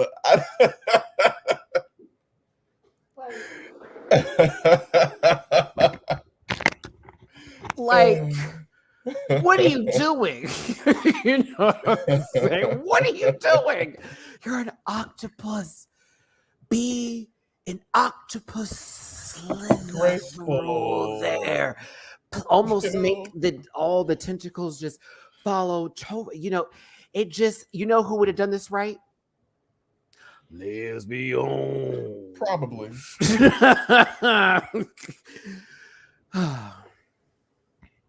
Get my bonnet back together. There we go. I put my feet on this wall. You did. I'm gonna have to. Yeah, I'm gonna wipe it down. Okay, listen. I'm gonna wake up in the morning and a glare hits it funny. You're like, what is that? Oh, that's cocoa butter. Dang. True tea. I did put a little cocoa, but after Melissa taught me that for rural New Orleans. After when the sun goes down, it's cocoa butter. During the day, light lotion. Let's see. It's for healing purposes. It's terrible, but it's a good look. I just hated the performance. All right. Coco Kane is next. So, no. And I love you, but I'm going to give you positives, and I'm going to tell you what was missing. Because this is what the outfit gave me. It's missing something. It's not a bad look. It's just it just needed a little garnish. Just a missing. little zhuzh. I'm going to tell you what we could have done here with this black Triton living under the sea, but at the darkest of depths of the sea moment that pulls in any sort of life creature. What you needed is a cape, and it needed to be netting, preferably, since we want to give that, right? It needed to be almost dramatic as fuck. That cape would have been so necessary.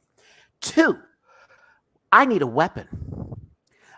Listen, you had that gigantic butter knife that you was carrying around for Coco the Barbarian. I needed something like that. I really, really, really, really did. Had that happened, those 2 things alone, you'd have been safe this week, sister. And last and not least, that crown needed to be in the front. Some sort of like sea urchin. Ooh, there it is. A sea urchin that has been taken apart and turned into some sort of crown. A clam or a those 3 things would have put you in a completely different contender space. But all I saw was a nice masculine body, bib moment here that was giving. And then it was served a little with femininity that threw me off a little bit. Because the look itself, like getting this mug, there's attention. There's you topping tonight, sister. This silhouette reminds me of Land Insider. Yeah. It very much reminded me of Land Insider. And so the one thing about landing, like, you get that, but you get the embellishments in the that she's going to land inside you. Not that they're going to turn around and hope that you come through. And so that's all that was missing for me. So I'm going to have to give it a And I love you down, sister. You know mine too. Don't hate me. I got to keep it real. That's what family do. But you needed some extra stuff. I don't know if they stole it. I don't know if it was lost in the mail. I don't know if it was anything else like that. But when I say stole the rest of the costume, the things it needed, would have set this up, and you'd have been just fine. Just fine. And also, if you had performed this a little bit like your dick slang around your shoulder a bit and you hit people across the face with it, that also would have been very helpful. Yeah. Yeah, I really like. We were on the same page about that. The only other thing that I could possibly add, I would make the beard obnoxiously long. And red to go with the hair, and barnacles in it, and like all kind of like sea debris. Like, I think that's what I would add in addition to literally just coming out the water, and everything is still attached to you in a sense. So yeah, it's okay, kid. It's okay. Victoria Black. Now, I thought this was really beautiful for the front of a cereal box. Thought it was fabulous. God, I was bored though. And the feet, I don't care what Swan Tulu or Drag Mortar had said. Coco, Dulu, now look at this. Hey, Coco, the beard was $500 at that length. Wow.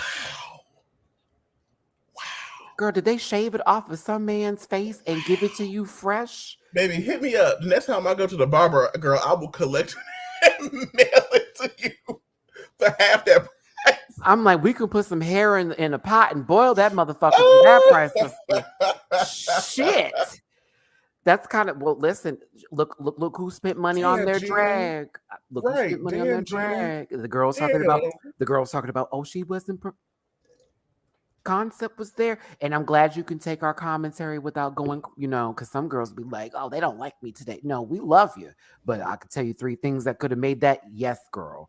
Yes, human. Woo! That wasn't yucky. That was human. That was not synthetic. Okay. That was Davis's beard. Okay, let me stop. But let's get back to sleep paralysis over here.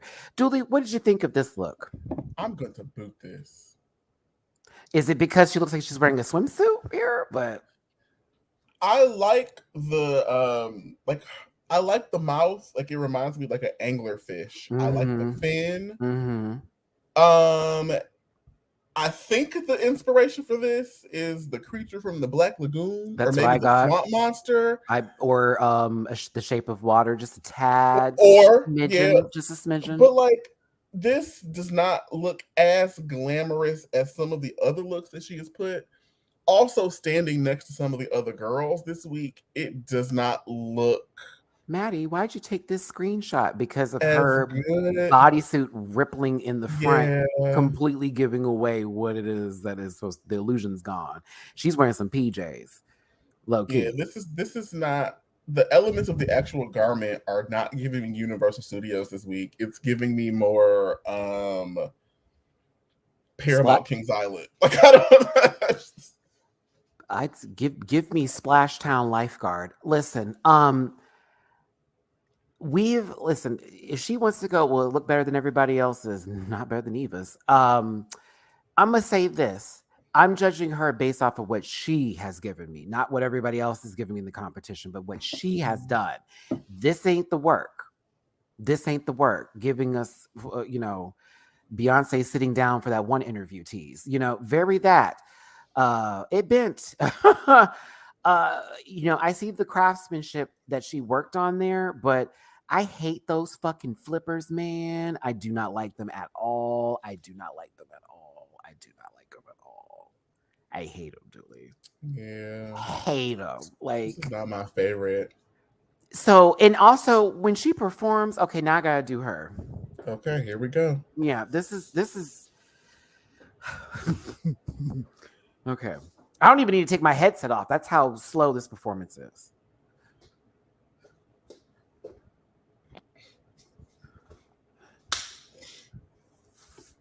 This is how y'all be looking at in TikTok dances, to be honest.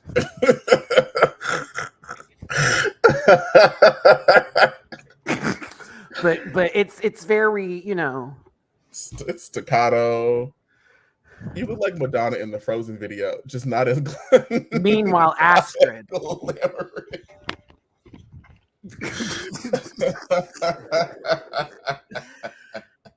Like, I just want her to find out what her body really feels like and let it be, because it's clear that, touch my body, do it more often. It's gonna get you where you want to go. Got the nerve. Melissa B. Fierce is next. I'm your freestyle hip hop instructor.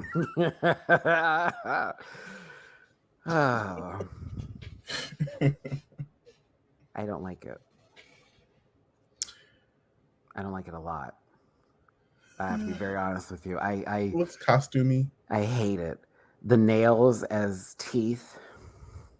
I can't do. That fabric is a crime.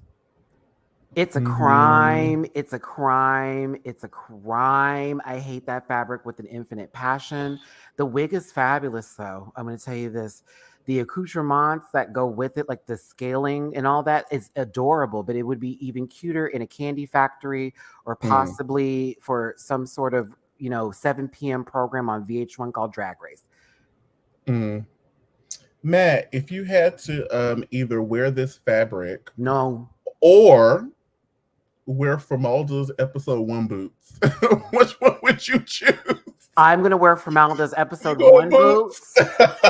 I'm going to turn it into a Willow Smith moment, and it's going to be transparent soul. I'm telling you, I'm going to make it work. I'm going to make them like it. If you got to be this fabric or she who should not be named house shoes, which one would you choose? I'm going to be this fabric because no way in God's green earth am I going to be a musty slipper sitting at the door for the rest of my life. You know, them slippers be looking at her coming like, oh my God, we got to do this again. Oh Lord, she coming.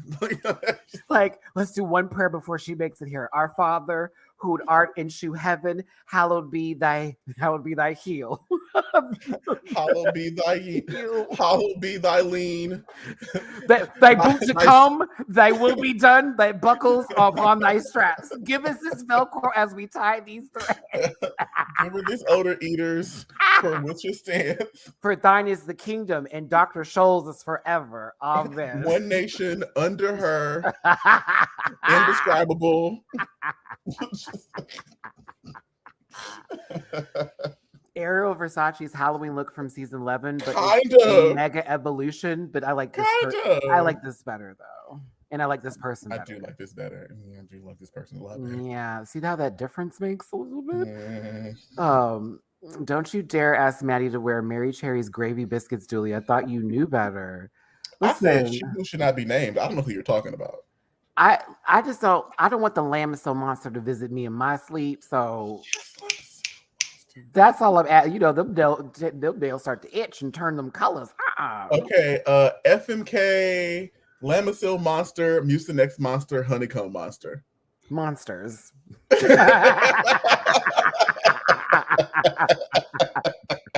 What do they all have in common? They're monsters.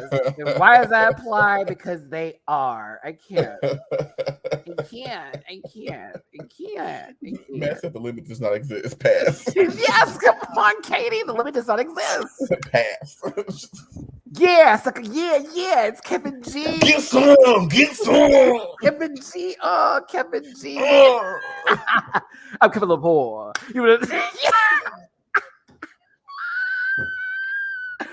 I'm gonna watch that tonight. I'm watching it. I might have to just cause. I'm watching it tonight. I might have to just cause. If you're from Africa, why are you white? Oh my God, Karen, you just can't ask someone why they're white. I'm from Michigan. Wait, it was her walking past the black table. Jumbo. Like what? That's some shit that Astor would do. Let me stop talking. Let me let it go. Ashley would be like, Ashe. And the person So I know we're on the 4th day of Kwanzaa, but Fuji Chakalia. You just like, girl. Oh my God. Sorry, is it Umoja? I just did my research on Ocean. Oh my gosh.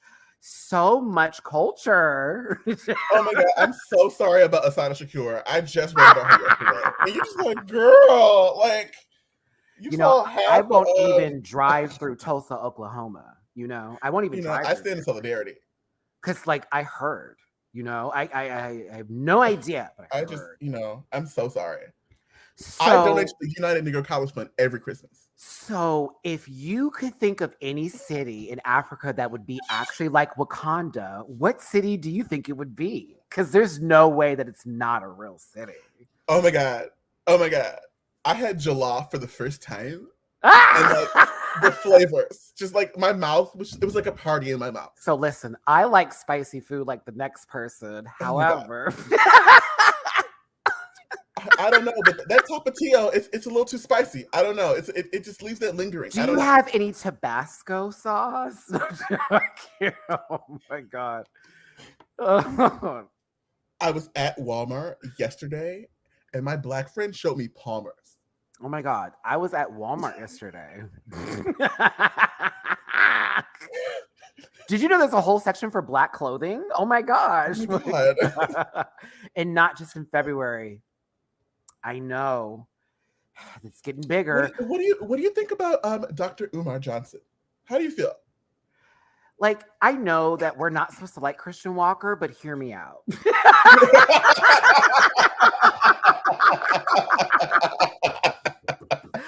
Okay, Fozzie, thank you for the super chat. And scene. Thank you for your Patreon, Matty. I rely on you for certain shows, and your reaction made this episode even better. Well, thank you for the super chat. I appreciate you. If you haven't seen my reaction, I go in. Amber, thank you for the super chat. Love you. Appreciate you. And I love all of you that tune in today as well. Hit that like button, share, and subscribe. Become part of this Rant Pack family. If your elbows are dry, That's not you said me. I never knew there was a cure for. You're like, girl. I can't. You walk by a table. I got a little alkaline water today, and you're just like, girl, just feel get out of my face with this. I mess. totally believe that Black trans women are the last gate before we can actually understand who we are. There's one inside me right now. Square. Did you put? I put it in my black square. Just listen. Do not talk about my friend Regine. Okay, I have a Regine inside of me now, and she'll let you know. Don't talk about my friend. Okay, don't make me bring her out. Can y'all tell I work in DNI? I have heard it all. Oh my God! Did you see the movie Bros?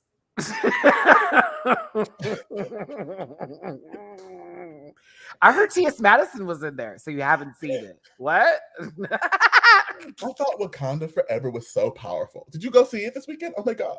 God. I didn't know why they chose to wear those clothes for a funeral and stuff, I mean, so hot outside. The dancing? Oh. I don't understand why Namor was so mad. I mean, look where he was living. I mean, don't judge me, but girl.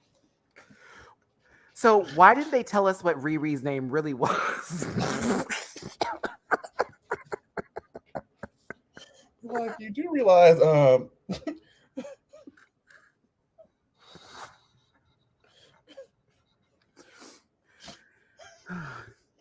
it was like. Do you remember when the people in the country Chile thought black people were dragging them because they kept writing child and they couldn't tell the difference? I remember I had to explain that to somebody one day. I got Chile and Chile was the same thing. I really loved Wakanda Forever, but is it just me? But where were all the white people? Girl. I mean, Julia Louis-Dreyfus, I get, but she's just not the only one. Donald Glover's not black, so it's different, right? Michael B. Jordan's, we like him because just like Jonathan Majors. Okay, let me stop. We're doing too much. We're doing too much, you guys. We're doing way too much. We're doing so much that you can hit that like button, subscribe, share, like, comment, and subscribe. Drop a tip in my jar. You can drop coins. We're doing that much. So thanks for tuning in. This is lovely in the right light. Then we get the fact.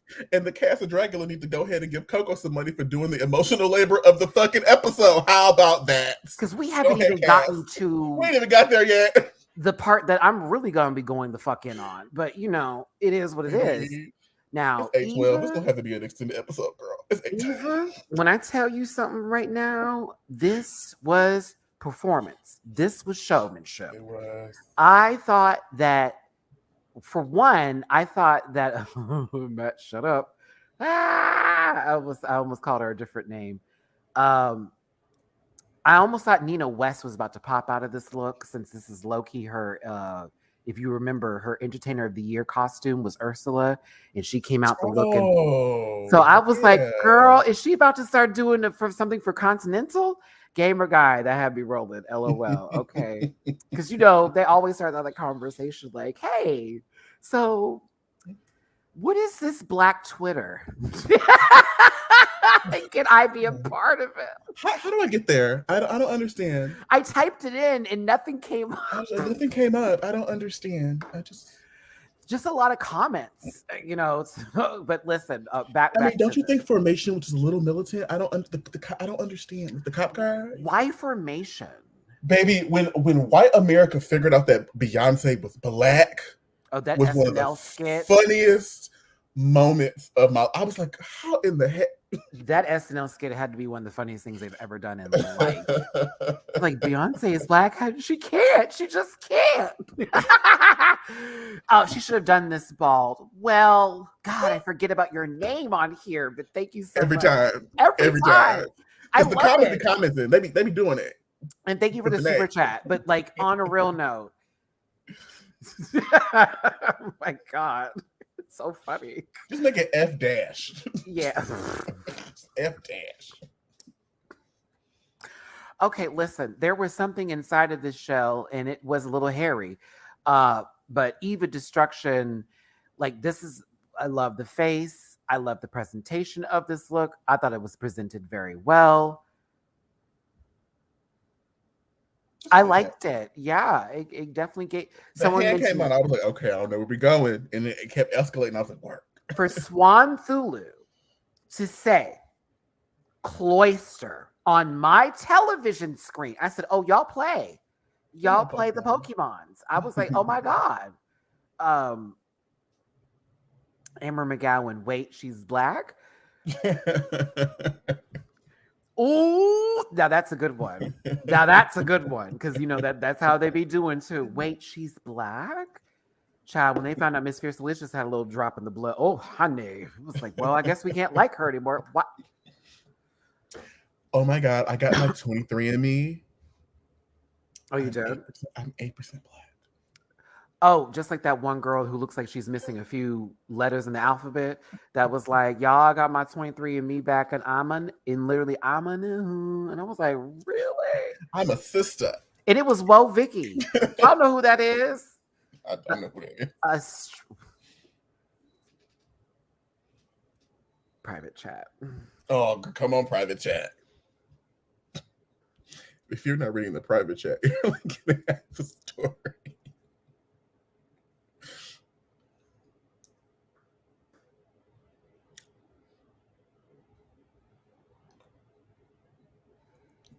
I think I know who you're talking about. And be talking like their tongue is wrestling with their teeth. With the braids? Okay. Well. It'd be like, bam, bam, bam. It sounds like gunshots every time I hear her talk because I know her teeth are getting an assault and battery case every time. Like, I can only imagine why her mouth be so sore all the time. It's because you be fighting to like actually make some sense. You know, anywho, moving past that point of the internet, since she was celebrated by a bunch of black men that only like white women. Eva looks amazing. She does. I love this. This is actually my favorite look from her this season. Agreed.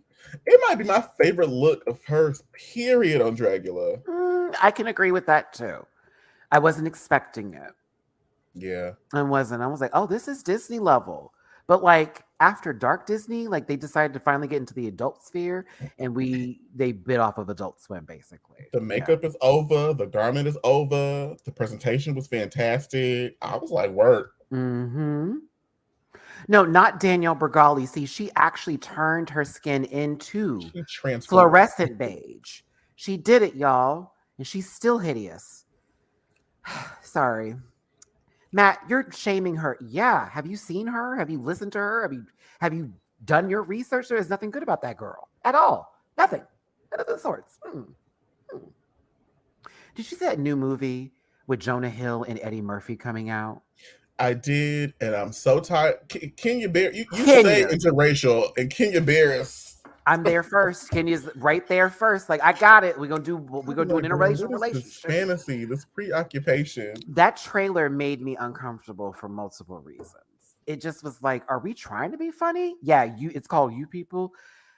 I'm gonna watch it, but it's the fact that Jonah Hill also wrote it too. And it's like, wait, what?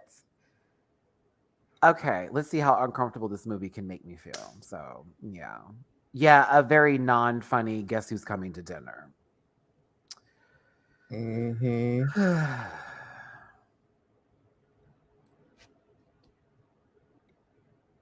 Let's get to the juicy stuff, shall we? Work. Judging was interesting. I love how Saint was wishing for people to go bigger.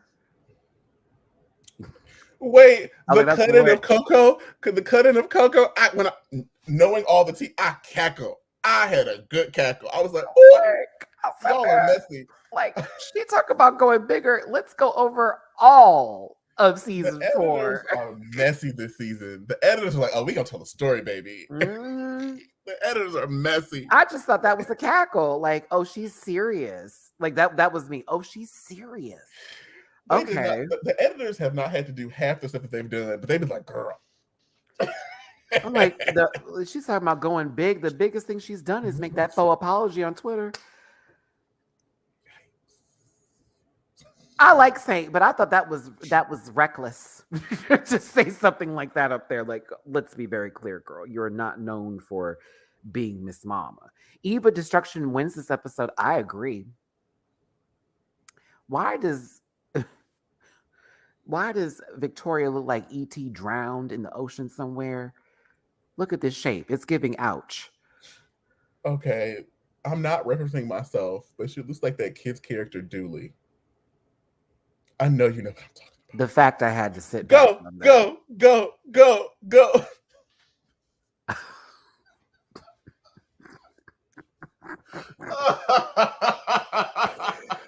Oh my God.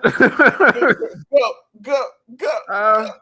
Who's next? Not this costume, girl. Sorry. Not this costume. Not this costume, girl. It looks wet and uncomfortable.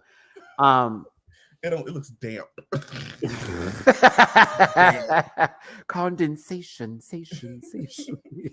Not us mentioning the water cycle 2 days in a row. Because we were talking about the dewy leaves that were supposed to be on somebody's outfit, and it was like, well, technically. So listen, Astrid once again did not win a challenge. Eva won this challenge.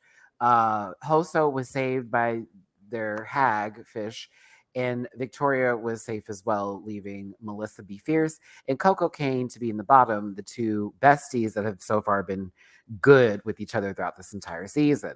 Honestly, my favorite two people that have been narrating the show. Melissa has had it. She said, "Oh, if I gotta go, we gonna lay it out on the table here, okay?" She called everybody two-faced bitches, preceded by the edit that came with everyone who she was referring to. Eva, your receipts were there. Victoria, your receipts were there. Astrid, your receipts were there. I was like, oh, this is a gag. It's a gag. So I don't want to hear, and I mean, I know I'm going to hear it. I don't want to hear, no, well, what were they talking about? Are y'all only watching these episodes in a bubble and not connecting the dots? This all has come from episode 1 to now. Tired is Melissa. Melissa be tired. Melissa be over it. Melissa be tired. Melissa be done at this moment. And was having to bring up the accounts and occasions that took place that were pissing her off and the things that were happening. But then what I got upset about was the fact that everyone turned this into, what are you talking about? Oh my God, what is happening? Now that is textbook gaslighting. That is, I know y'all be trying to make words mean things that they don't. This is literal definition of gaslighting. Then they turned it into this like, okay, so Melissa, you're always a bitch on camera. That pressed my fucking buttons, man. I was like, hold up. But nobody took accountability for what actually was said. It was, I have no idea what you're talking about, but let me tell you why I have a problem with you that I haven't brought up until now, just now. Which, if we really want to talk about it, Julie, if we really want to go here, really want to go there, has not Melissa brought these occasions to each and every table over the week? And Coco allude to the same thing, but once she gets that whole, okay, girl, well, I guess you're not going to answer my question. I'm just going to let this be. Now, all of a sudden, she's the aggressive one. Now, all of a sudden, you've been an annoying. One has been annoying and bratty the entire time. Another girl's been leading on 2 girls. another girl's being real privileged. Who didn't like it when they were told they were a brat, who another one didn't like it when they were called two-faced, and another one elitist, if we really want to talk about it in reference to those situations. She without sin who cast the first up shall not cast the first out. I don't. And bitches can't throw rocks with no foundation, okay? You like not even a glass house, no Talking about planks on the other girl's eye when you got or law was it? What is the verse? What is it? Take care of the plank in your eye before you comment on the stick in somebody else's or something like that, girl. So this is where you will probably miss me in this revelation. I know a lot of people don't like hearing about stuff that they feel it doesn't have to do with them. You don't want to pay for your ancestors' blood. I get it. I got it. Cool. Understandable. You're not like them. I hear you. I hear it's adorable. And I get it. But when you choose not to listen to the facts and you think everything is an attachment or an attack on you, then you have shown your cards and a hit dog will holler. And I'm calling it now. If you can't see where Coco was coming from in this situation, you don't see color. If you didn't see where Melissa was coming from in this moment, then you find a lot of people's plight, especially coming from somebody of color. Look at someone going, Matt, that's not true. I'm just being very honest with you about certain things that were said and how they were responded to in this moment. The fact that all of a sudden it was, y'all are not prepared, you don't have enough, you're doing your things the day of. What does that sound like to somebody who may not have as much money or the skill set or the things available to them when it comes to this competition? So now I needed a degree and I needed a special effects, background in order to actually compete with you. Is that right? Then what's the point of having this competition then? You would have won your seasons. That's one. Ooh, girl, we are all back because we did not win our seasons. That's one. Two, let's get to Eva. When you do this thing where someone tells you about yourself and you may not agree with it, but you also don't acknowledge it and then turn it around, you want some bullshit for that. And I didn't like that. It was, did you not hear what she just said? Because you didn't, and you just turned it around. What are you talking about? Hoso, I love how you sat in silence there. Well, my name wasn't announced in this one. Da, da, da, da, da, da, da. I mean, granted, we wasn't there. I would say of all the girls in here, Hoso probably made the best decision to shut the fuck up. And that was the moment to be quiet. That was the best option. Shut the hell up. That was the moment to be quiet versus I needed to defend myself because they got me fucked up. No, you already had the receipts dropped on all of you. It's all there, proof in the pudding. And let's be clear. Coco and Melissa have also had conversations, but they haven't been to the level that y'all have. For example, and I'm ready today. For example, remember how Coco and Melissa and oh my God, Eva was in this conversation too, right? And it had to do with Abora, Hoso, and Astrud basically being the most annoying individuals ever. How come when they came back into the room, all that energy wasn't held into Eva's body and it was Melissa and Coco carrying the case? Yeah, because Eva got soft and was like, oh, well, you was just gully 2 seconds ago. What happened to that 2 seconds ago? And then all of a sudden it turned into, she is my best friend and I want to take care of her. Honey, that conflict of interest bullshit can miss me with that one. Because now that you've put me into the situation, now that I'm into this scenario that had nothing to do with me, and you're asking of me to listen and to respond, I find that what I'm listening to be garbage. And my response is going to only follow as shit because that's what you've given me.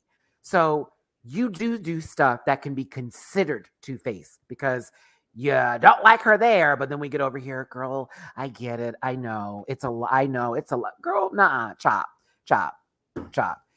And Astrid, you should have sat there and just ate your food. You should have sat there. The chicken is lovely. The moment you said, Coco's foot went down your flopping throat. And it was deserved, sister. Can I tell you what bothers me about kind of how the situation had that triggered how me? Everyone jumped on Melissa and it was all of that, and Coco was basically the only one having to give context to clues. As a Black person, I hate the fact that I'm required to constantly present a certain way, say a certain way, I'm asked to give grace. I'm asked to We don't get the give the young card. benefit of the doubt.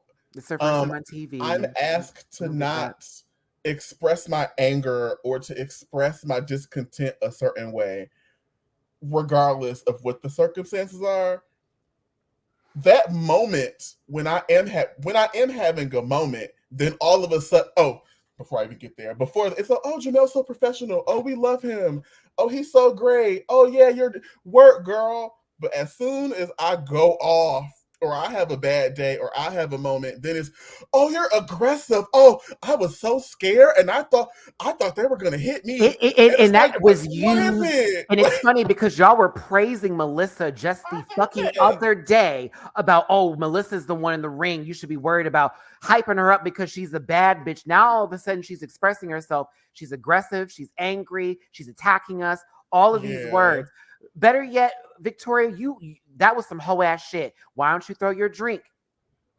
Wow, what would you do when That the went police left. came? What would, like, you know, that's that shit that people do to Yeah. antagonize others, to swing on folks, and then when the shit goes down the way it goes down, who got to go to jail? Who got to be All of the a one to take sudden, the you're grip? this demure white being that can't person. It's like, girl, like, It really bothered me in that moment, but it was more so the fact that I watched Astrid piggyback off of Victoria's whole argument with Melissa with this. mm, When you get on camera, you become a bitch. You did the same thing with Miss Abora, girl, and I clocked that tea, but it was Coco that sat in your ass and told you about yourself and said, well, bitch, when they called you a brat, Miss Girl, and you wanted to get mad about that, but you had just learned about that today. But the fact Eva spit up her in the middle of listening to that because it's the truth. It was the truth. Like, you got called out.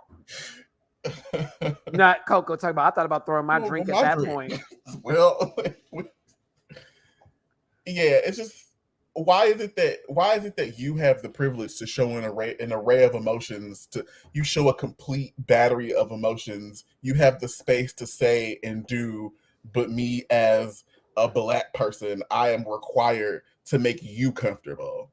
I, it's Danny, right that there, gets me, girl. baby. Right there. The cocktail of conjuring up the spicy Latinas. Yup. That was foul for real. And that's where and you could even see my Yeah. reaction on this, y'all. My mouth was open, but I was also like, did I just hear that correctly? Like, wait, so is that what we're doing? And honey, it was the tears afterward for me. Because And that's what comes after and every I, time. and my friend, love him down, but I was a tad bit disappointed that he was taking up for that.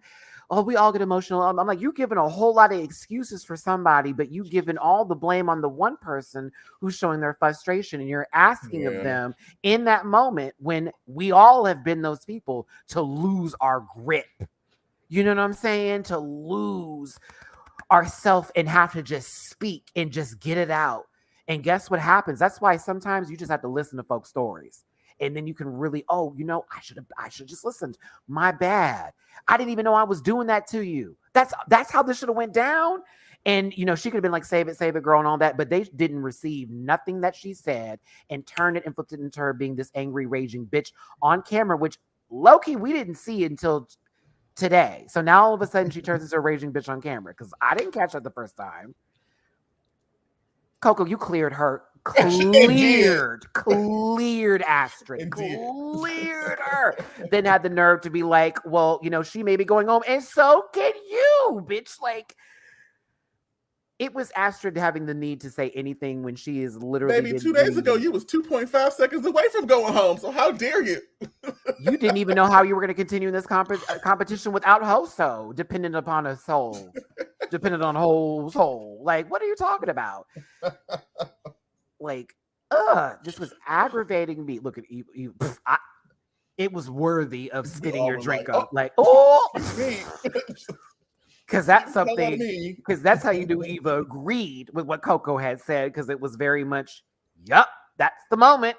But in that, Melissa's literally by herself having to defend herself against people who are now making this into a situation that they're saying Melissa is taking out of bounds. This is becoming exaggerating. Just like how they played with Coco over these allegations with her stuff going missing, calling her unorganized and messy. I know Coco, Astrid's dumbass. I know Coco. You know, she's kind of messy and unorganized. So it would make sense for her to don't you speak on behalf of nobody. Trying to explain away the transgression. Because maybe you're overreacting. I mean, maybe she didn't think about it that way.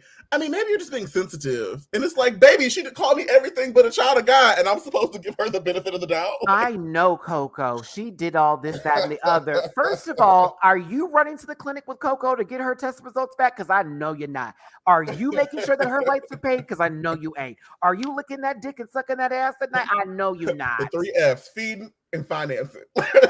3 F's. Disclaimer: this program is for entertainment purposes only, and content is not intended. You know the rest. But I'm just saying, like, let's not do this today. And that's why I think I was so passionate about watching this episode, and why I have the feeling that I feel, and that why anyone's argument. Yes, you get in the comment section to write me a dissertation about you talk about race too much, this and black that. I'm a black man and I'm proud of it. And you can suck and rotate on that. Skeet. Also, period. Have not been paying attention to like world events. Like, hello, like what? So, like, for me, I'm sitting here saying, "Hey, okay, like everything that I'm witnessing on this show has been stuff that I have dealt with in another form or fashion. That's why I can speak on it. It's not something I made up. It's not something that was used for any sort of typical situation, honey. I am born and raised in Houston, Texas, with my family from Birmingham and Huntsville, Alabama." You want to talk about racism? I know her. I know her very well. I know colorism for that matter too. I have seen the ins and out of it. Misogyny, sexism, homophobia. Bitch, I'm from the South. I know isms, obias, and all of it. Baby. Okay? So you can miss me with the, I grew up this kind of way and that's not my life. That's for you, girl. Not every person's experience is the same. Not every kinfolk is just skin. Every skinfolk is the kinfolk. And that's why there are Herschel Walkers of this world walking around here doing the opposite of what we need them to do, etc., etc. I heard that they was calling me a coon. And when I heard that, I took pride in it.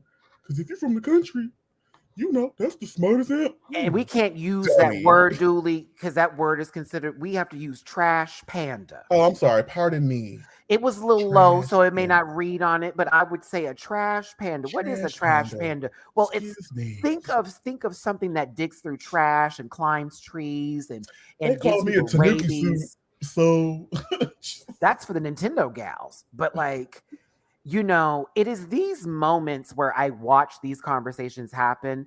And I'll be real with you. I don't think it's always that every time. But when it comes to this particular show, also based off of information that we received recently, also based off of facts that we know of other stuff that happened with other folks, there's context to these conversations. There also is a point that some of these people are not aware of what they're doing. They're not even aware of it because they're so used to handling their situations these ways that for them, this makes perfect sense. This is the only way I know, because I would never do that, but you did, but you have, not in the way that you think would be clockable, but it was caught, it was seen, it was done, it was registered, it was taken account of. I didn't like having to hear one person take up for another individual while the rest of them played dumb in their face. Mm-hmm. And while one of them could have said something, but is so oblivious to what's happening around them based off of the white noise they've been experiencing. I also call it white noise. But this is like also why, like, we're talking about unconscious bias. Like, it's something that you do that you are not aware of. But as a Black person, it's like, oh girl, there it is. And like, we all have unconscious biases. It just so happens that we're talking about race in this moment. And that's why everybody was like, girl, like. And I wanted to also be very clear here that, again, I don't dislike any of these people on the show. I don't think anybody's racist. I don't think any of that. I'm just talking about what this translated to as someone who has been in these arguments before with people just like that, and how they turn things against you and make you the villain. And now what you're saying is wrong. Now, did Melissa's approach come correctly? Not necessarily. She did come out the gate kind of hot. This could have all been expressed at another time, but at that moment, that's what she felt. respect. And that's what I have to give in those moments. I don't have to sit there. Nobody has to sit there for that. But when you respond by not receiving, that is an issue for me. You didn't receive what she said. You just took it, turn it around. You're a bitch. So No. you ignored all of the details and the preamble and just went to bitch. And it's like, girl. Coco stuff has been missing and she feels some kind of way. I don't know what she's talking about. So I think she's just unorganized. She just loses her stuff. That's what it has to be. It's not me or anything else like that. Who said it was you? Who said it was you? You took what she said, applied it into you, because that's a lot of people of privilege do that, and insecure girls do that. They take what somebody just said that could be meant for a room of nobodies, and now it's about somebody.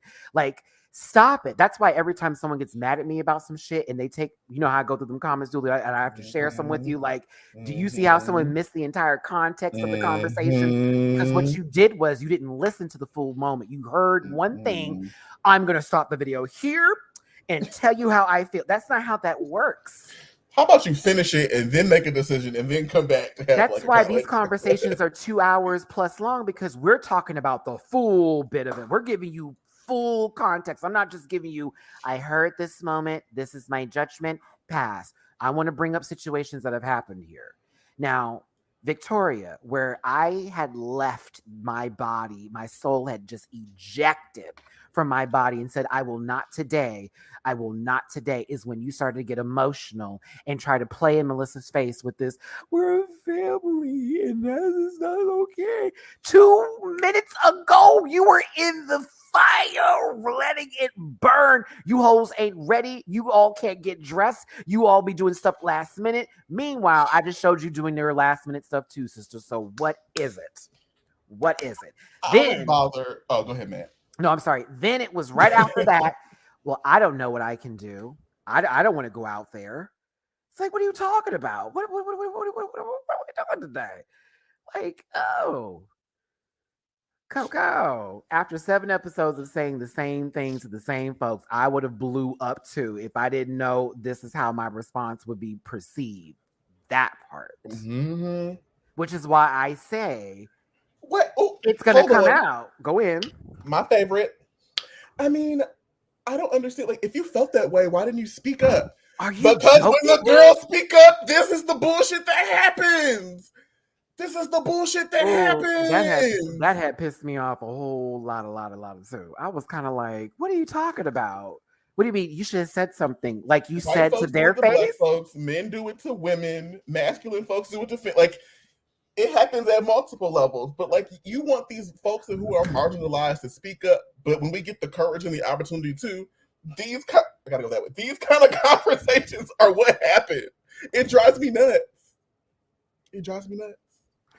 Derek, not Eric. I'm kind of torn on this one because you can't go off on almost everyone, even though rightly so, but then expect them to go check on you afterwards. This is a hard one.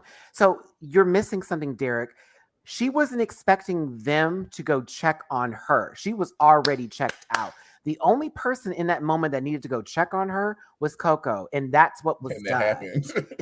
Melissa wasn't expecting a sisterhood from the rest of those girls that were there because she already figured them out in this moment. After the argument, the blood is done. I have bled enough.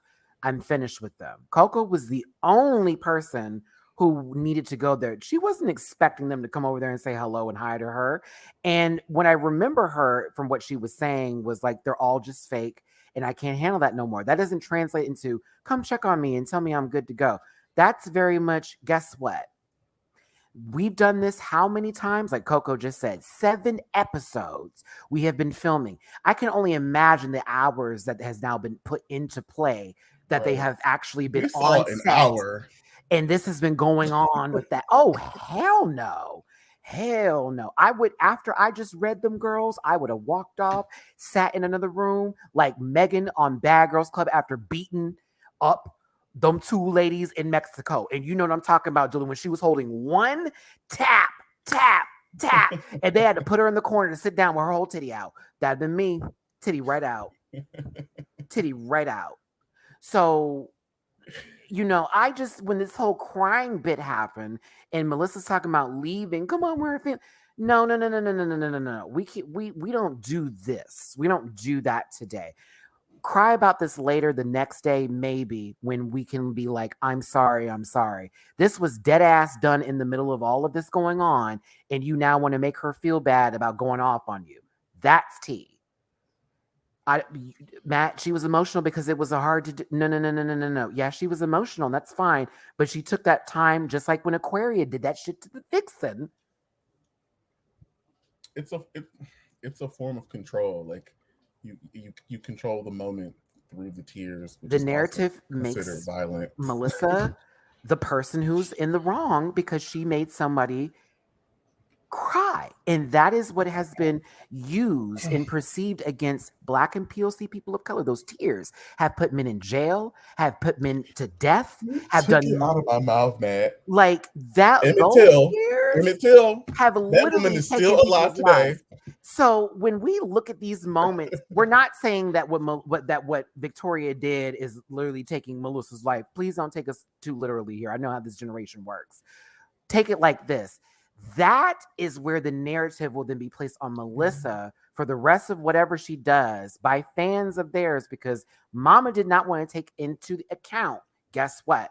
What I said about you did hit, and it did hurt, and I shouldn't have done that. But she could have turned that to Melissa. You did these things to me. Then that's a conversation. It wasn't a conversation. Melissa went off. Instead of them actually receiving it, they turn it around. Now I'm also going to say this too, Dooley, because I can hear people going, well, Matt, if someone's yelling at me, I'm not going to respond that way. I understand. I get that too. You right in that record. Melissa wouldn't have yelled at me that way. That couch would have been flipped and you'd have been on and popping. However, I also would have tried to listen to Melissa first, if that makes any sense. Like Melissa could be reading me and doing all that kind of shit. I've been like, that's cute what you looking over there looking like that. Giving me all kinds of Sally's and Hobby Lobby, bitch. But then she would have told me what her tea was. I'd have to receive it then and there. Okay. Maybe they've received this after the show. Maybe that's happened, not based on these tweets. But what I saw was a lot of microaggressions and a lot of deflecting that was taking place. I did see someone who was hurt projecting. I did see that. But I also saw a projection of things that I myself have seen over the season. So it's not like it came out of nowhere. It's what we've all been complaining about. Now all of a sudden Melissa's the aggressor? No, I can't agree with that. I can't agree with that. She just said a lot of shit. Can be true at the same time. We're not exonerating Melissa for her decisions in the moment. Comma, however, comma. What lie was told? And you can say you didn't see it, but that doesn't mean that it wasn't filmed. That means it wasn't edited, and that means it wasn't posted for our consumption, because we could be watching the same show and receiving different messages. Big brother. The blacks are organizing. They're kicking off. Baby. Literally, Kyle got in trouble for being paranoid about the black people in the house taking over. And it was like, no, girl, they were just having a conversation. Like, what? Real world homecoming. Julie's just being free. Is she, girl? I disagree with the diminishing of the message. I will say more so because that also takes away from the point, because she was being Melissa in that moment, which I won't take away from her because that doesn't seem fair. Because had Victoria went off the same way, would we be giving it this much? No, I would be listening to how Victoria is going. What is she going off about? Oh, she mad about? Oh, that is a good point, Melissa. That is a good point, Victoria. Oh, that is a good. But that's also me speaking for this. I think that it got diminished because of how it was received by that group. That's why it was diminished, because they deflected it back on her. And so anybody that may have missed that point missed it, because instead of them going, Melissa, it's been a bad day clearly for you, and now we're getting this all out. Woo woo. Tell me how you feel. But again, they don't have to respond that way. They respond the way they did. I don't agree with how they responded. And that's why we're having this conversation. I'm tired of people policing how others should speak instead of focusing on what it is they are saying. That's what I was going to say. Isn't that funny? Because I kind of low-key have been saying that, and I can also understand about the way people speak. But let's be very clear. She didn't lie. Not one lie was said. And I'm shocked again, Hoso. I don't know if they just took you out the edit, girl, because it was one of those moments where you lost your shit too. But you deserve some smoke from Melissa as well. I ain't gonna lie. You deserved a little bit of that. Not you signing Hustle up for some smoke. I'm just saying, because it's like she kind of got away scot-free on this one, just a tad bit for my liking, especially over like a lot of those situations that they were arguments about came from Hoso gaslighting. And I love Hoso down, but also let's talk about just the last week or the 2 weeks ago. Oh, you guys, I'm so sorry. That was so mean. You were so mean. Oh, I can't believe you just did all this to Abora. Bitch, your bald-headed ass boyfriend did that shit. That bitch did that. Are you crazy? Like, are you crazy? Are you crazy? Will you be my prom date? Will you be my prom date? Oh, guys. Oh, look at what we did. I don't like that. Honey, you were in it. Jesus. Oh, she would have got away from that one. I would have been like, hey, Coco, now that you said that, Hoso, we got to talk about this because you have walked away from this one and you let that 45-year-old white man leave your... We're not going to do this today. We're not going to do this today. I got my 3-month visa. I can see you. Nope, we're not doing this today. We're not. Nope.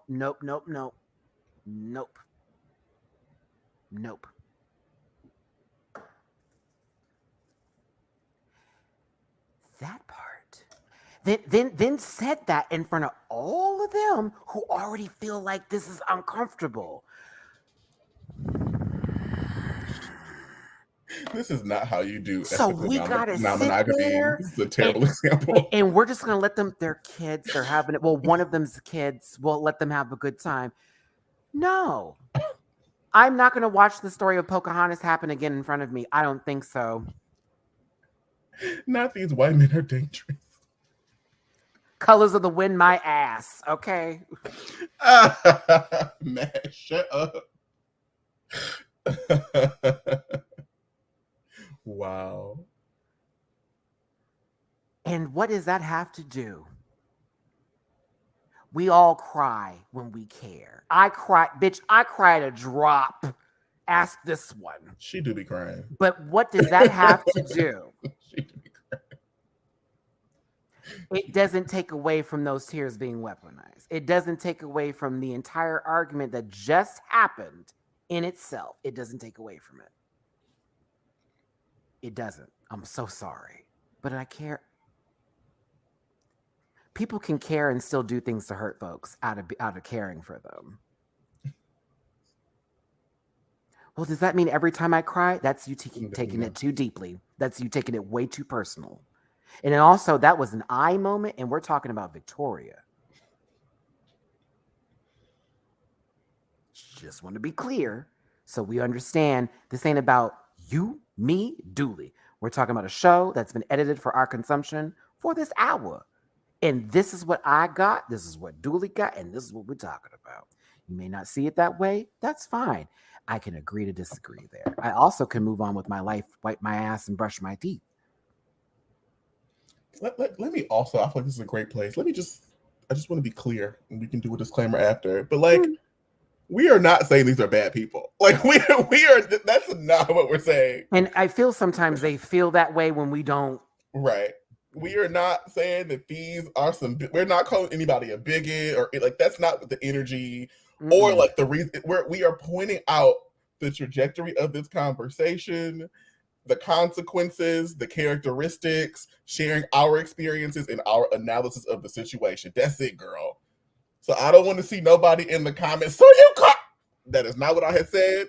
It's gonna happen. That is not what I had said.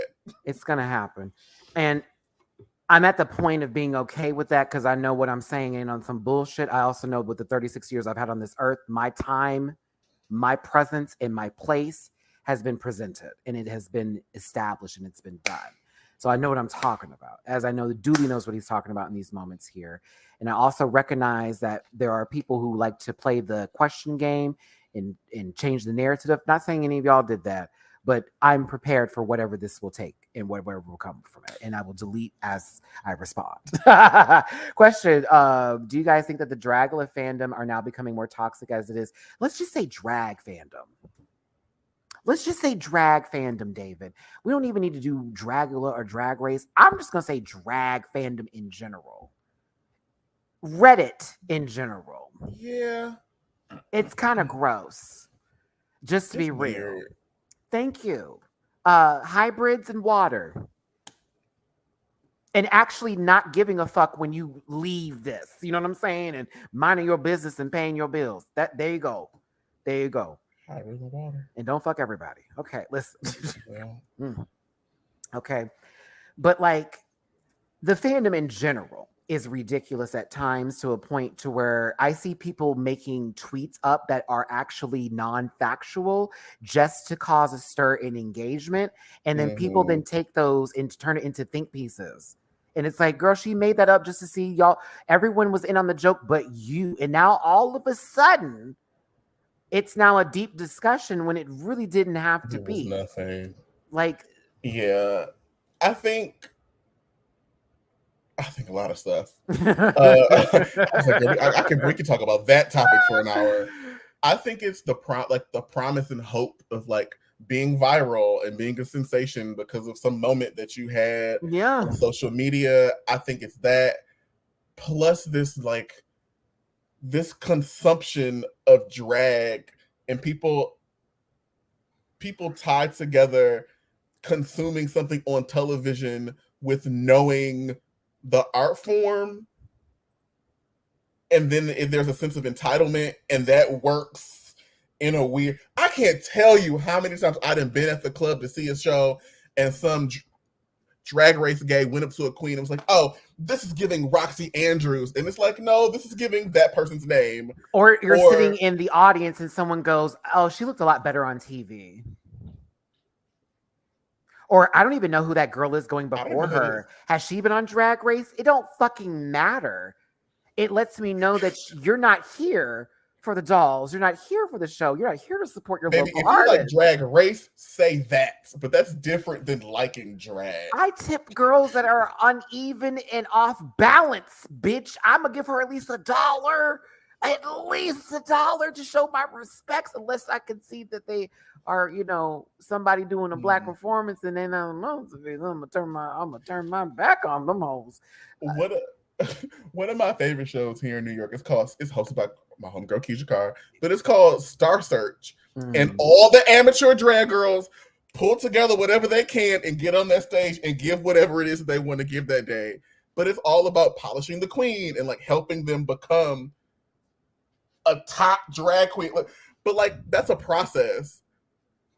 The show doesn't have as good of a turnout as Miss Cracker is at the industry. And I think that's a travesty, because some of the best drag, some of the hottest drag, some of the most innovative drag are people you ain't seen on TV. That part.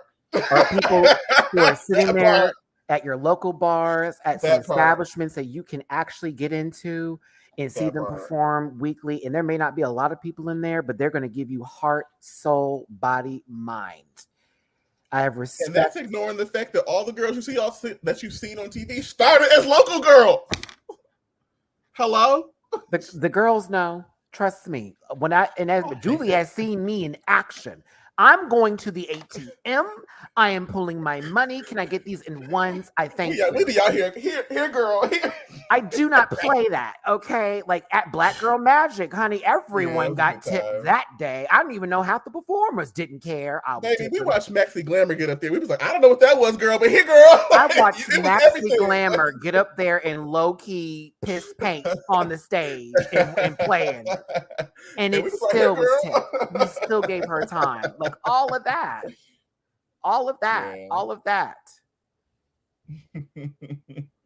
Herbert, please make this less. Okay, I'm gonna help you out, because I want you to understand something.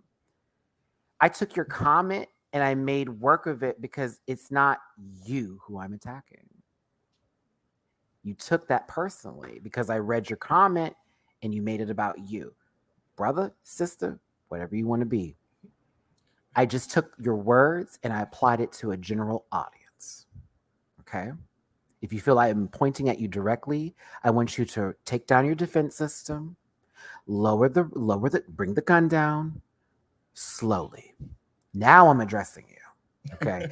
I brought your statement up because you're not going to be the only person that thinks that way. So I can make that moment into a moment that's teachable for a lot of people. Not everybody has to agree with me. You don't have to either. But I don't dislike you. I don't hate you. And I was not trying to hurt your feelings. Okay. Do you see how this looks like when someone responds? Hi. This is what it looks like. Now, I could have. That's not how we do this here. But again, the show is for entertainment purposes only. And if you felt Melissa was in the wrong, keep that opinion. It's yours. Just like Captain Planet, someone's saving it. It's yours. The power is yours. But also recognize others, not saying you, but others will feel a little bit differently based on their own experiences. And those decisions, feelings, and facts should not be negated. That's all. Melissa was hurt. Melissa expressed her hurtness with a little bit of anger and frustration over the last couple of weeks of dealing with some nonsense and realizing that, you know what, this might be the end of my road. And these bitches get to go.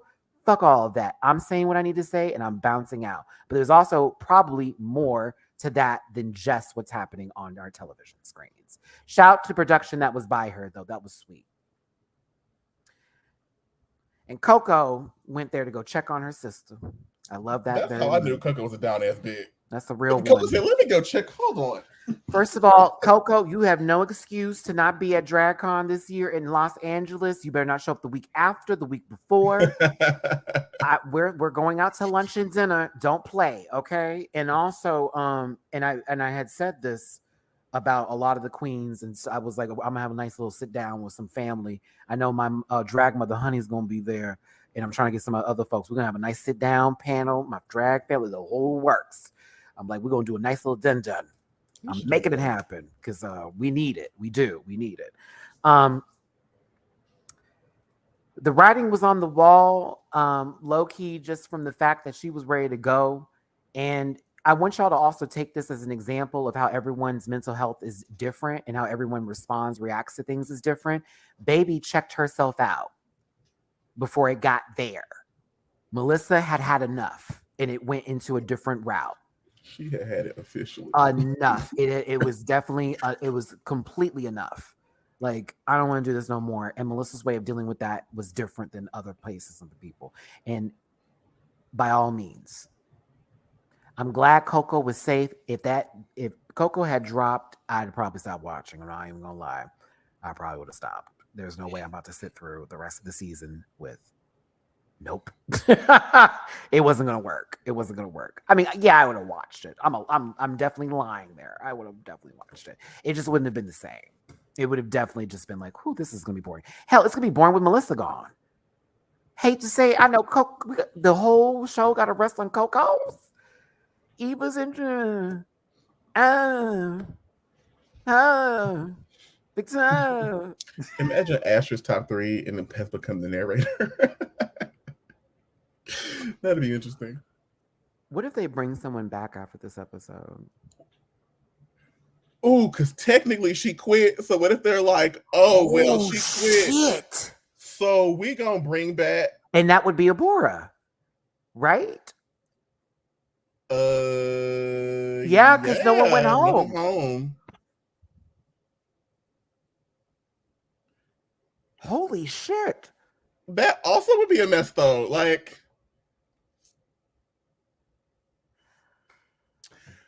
if I was the Boulets, I would have a comeback episode, bring all the other girls back, minus Melissa. Everybody does the challenge. And then if any of the girls who have been eliminated are in the top that week, they get the privilege of coming back. Mm-hmm. Mm-hmm. And then we still do our double elimination or something of that nature. I just don't know if I'm going to be able to sit through another helping of skim milk. I just don't know if that is going to be what I really want with my cookies.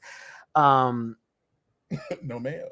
God damn. Like I like what white water. Like, you know what I'm saying? That's skim milk, in case y'all didn't know. That's white water. Basically. I low key get skim milk You every get day. skin? I get skim in 2%. Oh, that whole milk be tearing me up. So yeah, no. You want to talk about a trumpet? I know my neighbors be waking up like, what was that? Yep, Is she good? the furnace is exploding. But so she did walk up to the pit to be dropped. So I'm not sure if that counts as her like actually going through with it before quitting, or if they took her as I'm quitting, so send me home. I'm just gonna walk up here and do this. I am concerned. I don't know if I can sit through another. No shade to Abora, but it's been an unbearable season of you and Hoso and Astrid. Less Hoso, more Astrid and Abora, but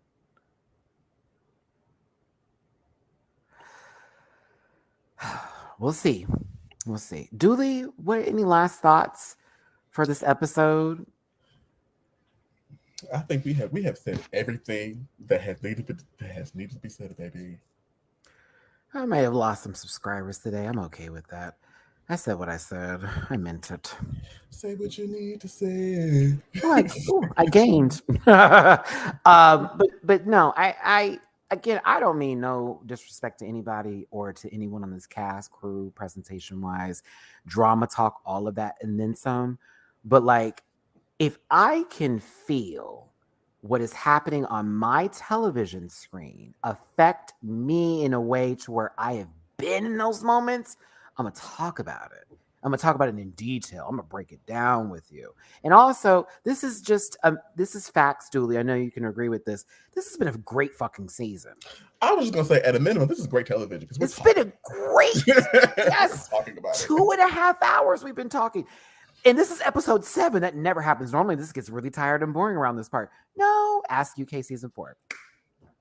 Ask UK season 3. You can say that midway through the season. Ask season 14. Ooh, that way too many episodes. Way too many episodes. We were tired. I was tired talking about the show. So like, tired. I don't want to send nobody home again. Again, a fucking again. Okay. Same shit. Same old. Thank you, Miss Deep Blue. Thank you. Off topic, but Dooley Matty, I finally started White Lotus, and she's that girl. Ain't you that girl? I saw Keys like can't sleep watching it, and I was like, yes. And the thing is, shout out to everybody on my Patreon. I have a lot of new Patreon subscribers that watch the White Lotus. Let me know what other HBO Max, and I now have Showtime. Girl. I had, you know why I got it? Z-Way. Me too. Okay. I got it for Z-Way and the L Word. I love L Word Generation Q. That's my. So Z-Way is the reason why I got it, because I was like, I have to watch Katya's full episode. I was not disappointed. Bob's was hilarious. Like, oh my god, it's such a good show. But also, I love Yellow Jackets, and I'm ready for season 2 of that. So that will be a reaction show. And then I was like thinking to myself, okay, so hey, if you have Paramount Plus and you're paying for premium, it's a $5 a month extra to have Showtime, y'all. FYI. So it was for like, real? So now you're paying the same amount you would pay on Hulu for just Hulu without the ads, but you're actually getting Showtime and you're getting everything on Paramount Plus.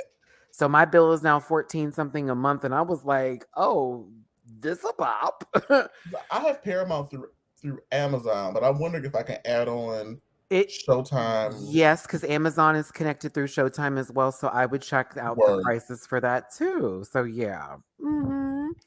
But yeah, y'all, listen, we're gonna wrap this up. I know we talked about little scary story moments here tonight, so if some of y'all want to stay for that, I have about 15 minutes left in my body to give. Baby, I'm starving. Okay. Who am I texting? Oh yeah. Hey. The story I had about the Ouija board, this happened on the north side of Houston, Texas. I was like 3 or 4 years old. I remember it like it was yesterday, but a cousin came over who not everybody cared for, came over and brought a Ouija board. And we are a very strict Seventh-day Adventist Christian household. But my brothers and my cousins were all crazy because, yeah. So they said, we're going to play with it and started getting into the board and they were asking it questions. I'll never forget this because I wasn't in the room. I was in the room next to it, like with my other little brother at the time. And I'm sorry, my older brother, he was 18 months older than me. And we talk about this all the time.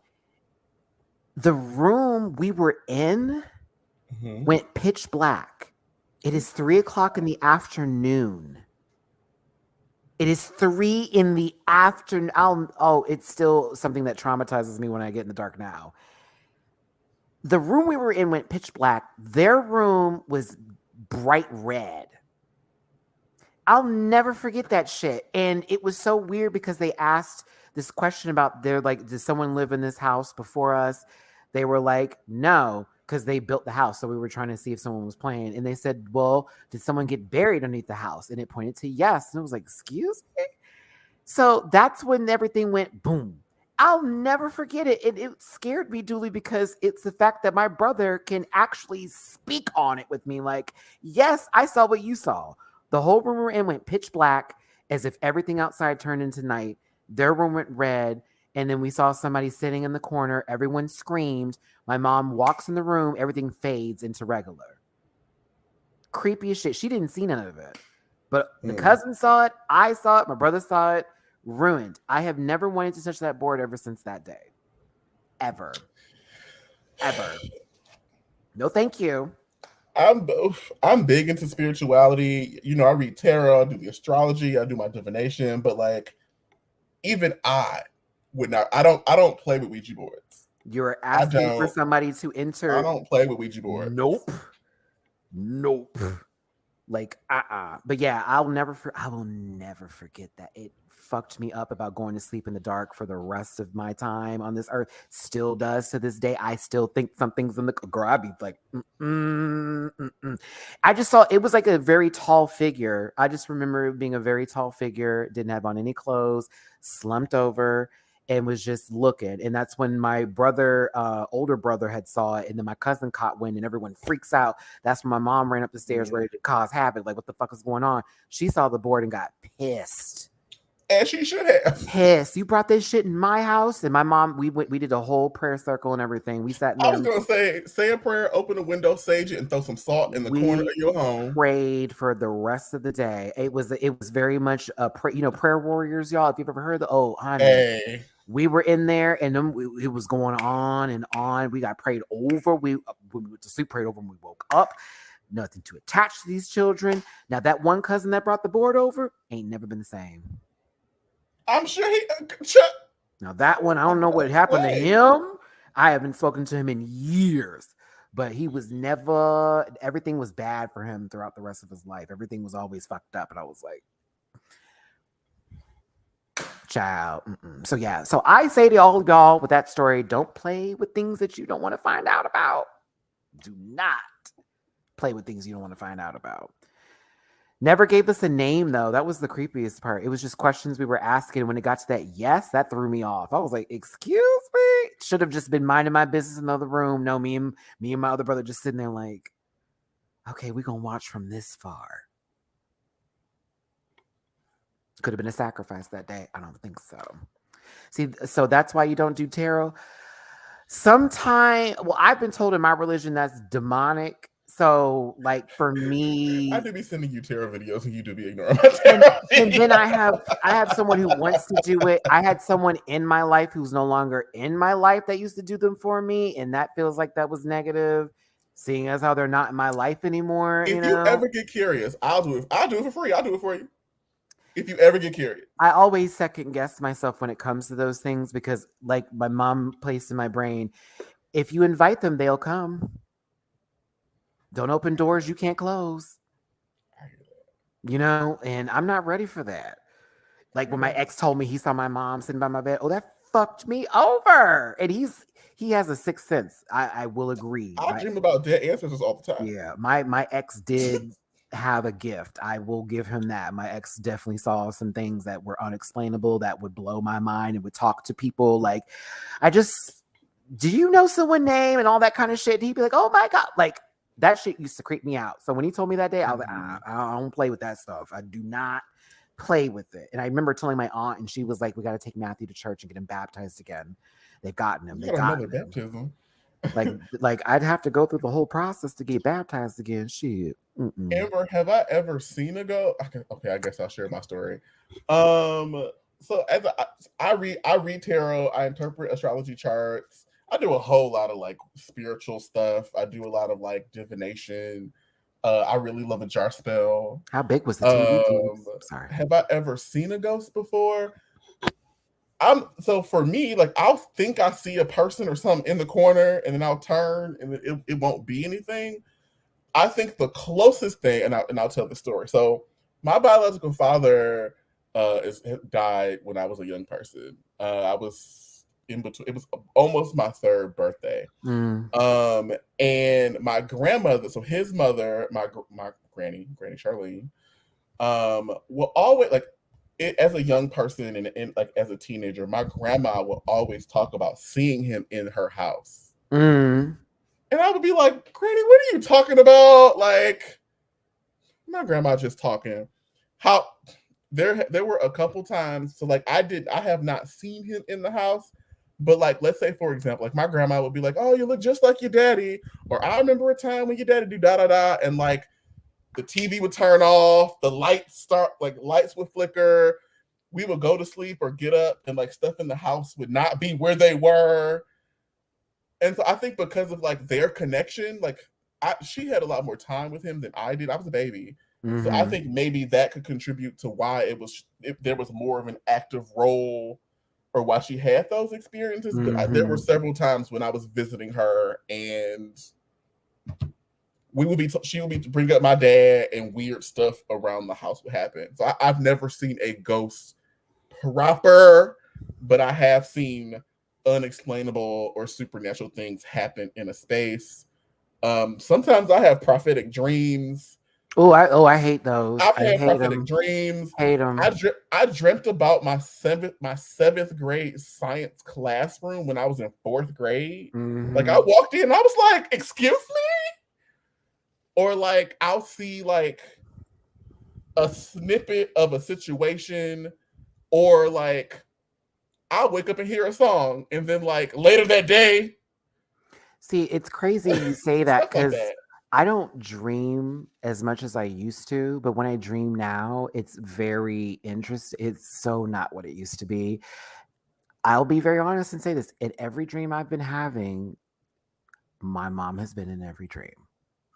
And we will talk. And it's that means she's looking out for you. and what's scary, Julie, and I know because I always wake up like crying, but like it's shit that's going on that like I'm like, oh, this has to be my brain having this moment. But then in my mind, I'm like, can it not be? Let me just not think about it being that way. And it's always the weirdest kind of stuff. Like we'll be in scenarios that I want to happen. Like, oh, this is my house. She's like, yeah, of course it is. Like this one time I was dreaming and I was in this really cute house, like the actual size I want my house to be. She's making a lemon pound cake in my kitchen. I'm like, what is Deborah doing in here? And she's just talking to me about, oh, you remember when this happened? And how's your friends doing? Like she'd mentioned y'all in one point, and it was really weird. I was like, everyone's fine. She's like, yeah, they're all doing so well right now. I'm so proud of them.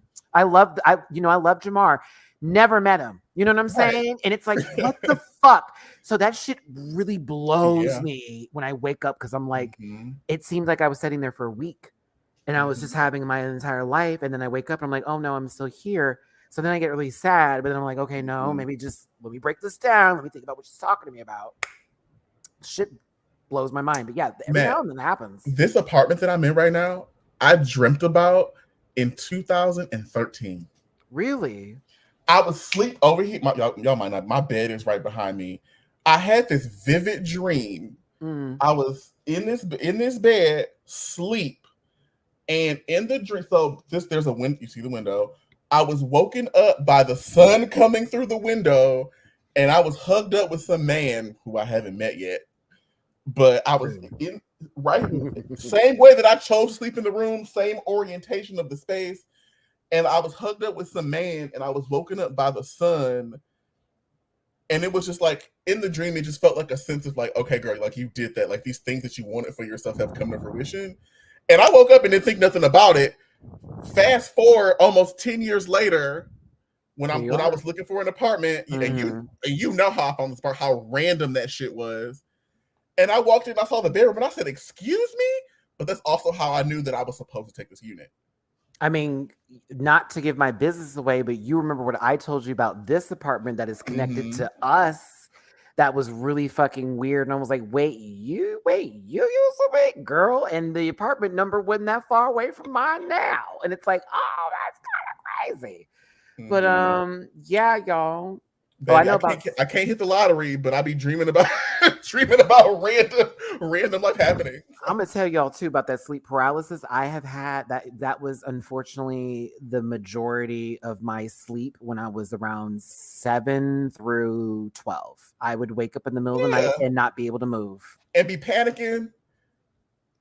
That was me in my like teenage years. Like it didn't happen a lot, but it happened enough to where I was like, girl, what is going on? I used to have to wake up, and what you do in those moments, you have to start finding your rhythm of your breath because it really brings you back to your body. It's so creepy because you're like, okay, wait, hold on. It's me. I'm here. What I would learn to do to find out if I'm not in a dream or not is I would bite my lip, and if it would hurt, I'm not in the dream.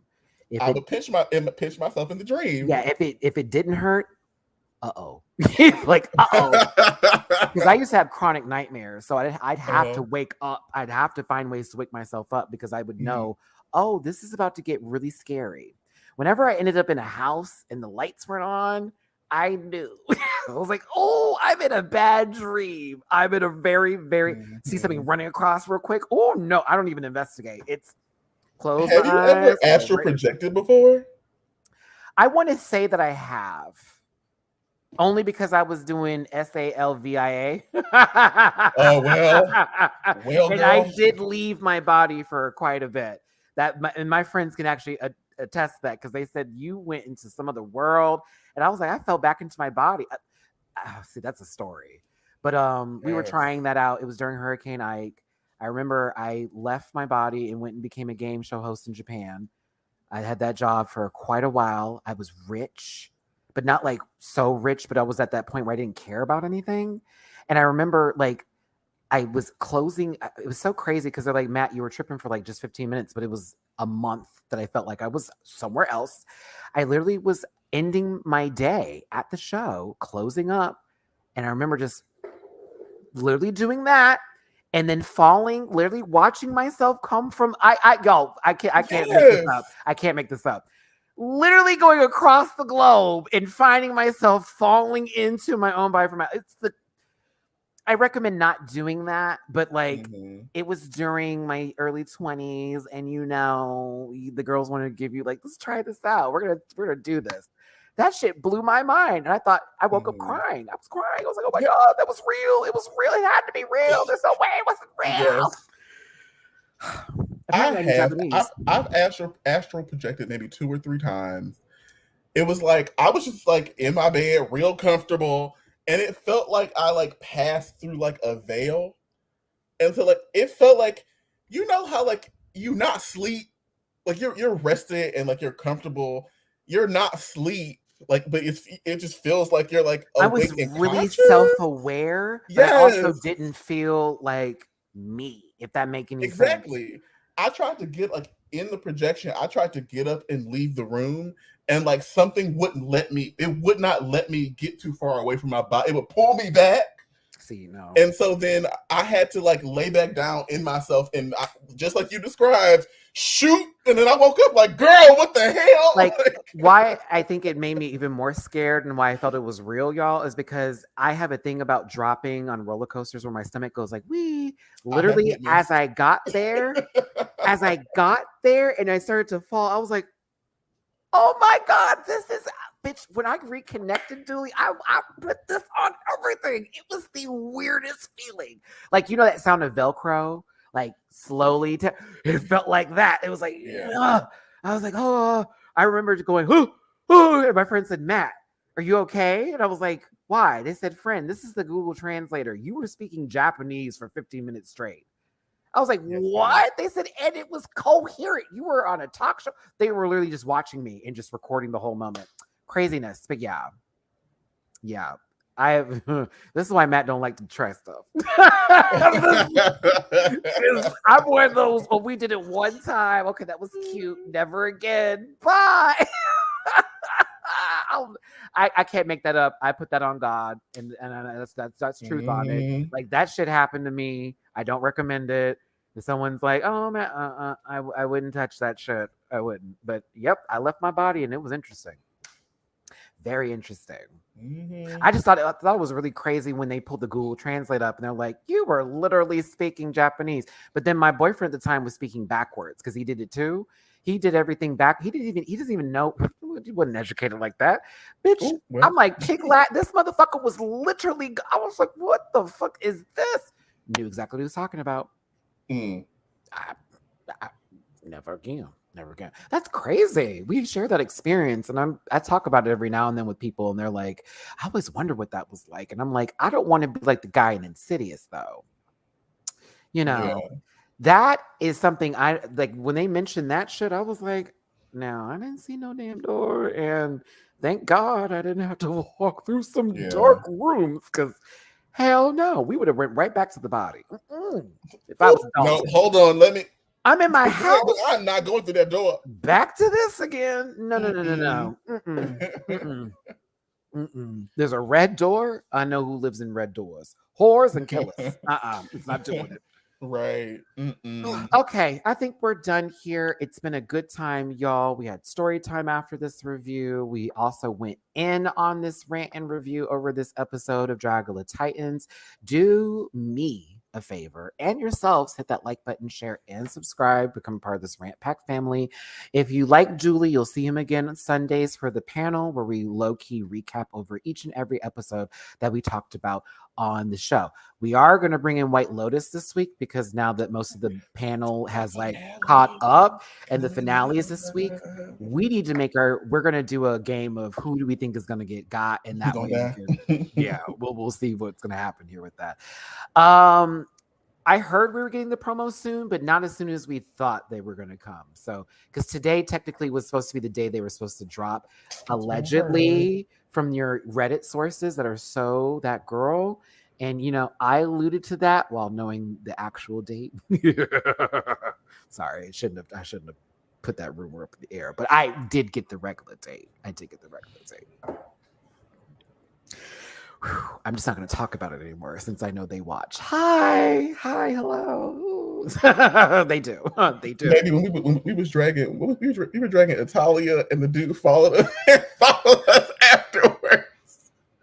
I was like, but I love what you're doing and that you're trying. I'm not for me. Funny. It's not a good show for me. I don't want to know what's happening. I know who the top 4 is. I expected it. I did. Not shocked at all. And if the diamond, the pearl, the pom pom doesn't win, I don't know what we're gonna do because that was the clear front runner there. Anywho, Dooley, do you have any social media links that you want people to find you at and support you? We went long way at the beginning. We're gonna go short way at the end. Linktree.com/Dooley__noted. Everything is there. Thank you, Keebs. Thank the girls for I got just a few tips today, but thank you, girls, for showing up. I appreciate y'all. Well, Misty and Joseph, I see you on my Cash App, and I appreciate the tips as well, Joseph, for I love your skill in teaching, because facts are facts. Facts are facts.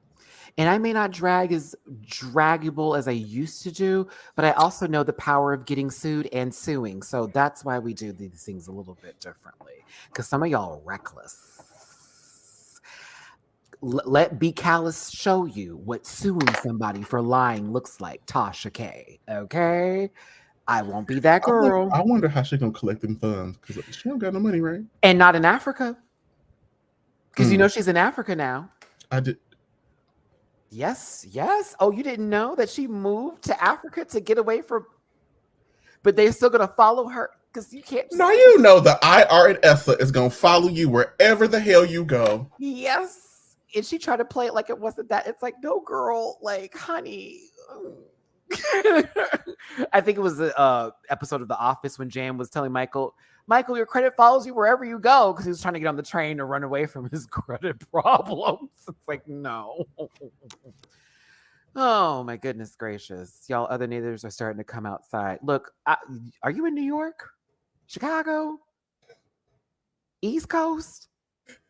Not in Houston, girl. Who coming outside to get shot? The fuck? You mind your business. You don't know what's happening here. We'll wait for the police to show up. And still gonna be in that house. Yep, they came. I can't believe she did that. Wow. Okay, that part. Tasha K is that type of girl, child. Listen, yeah, she literally moved out of the country trying to get away from her problems, just like another YouTuber I know, Foodie Booty. Went to Kuwait, found her fiance.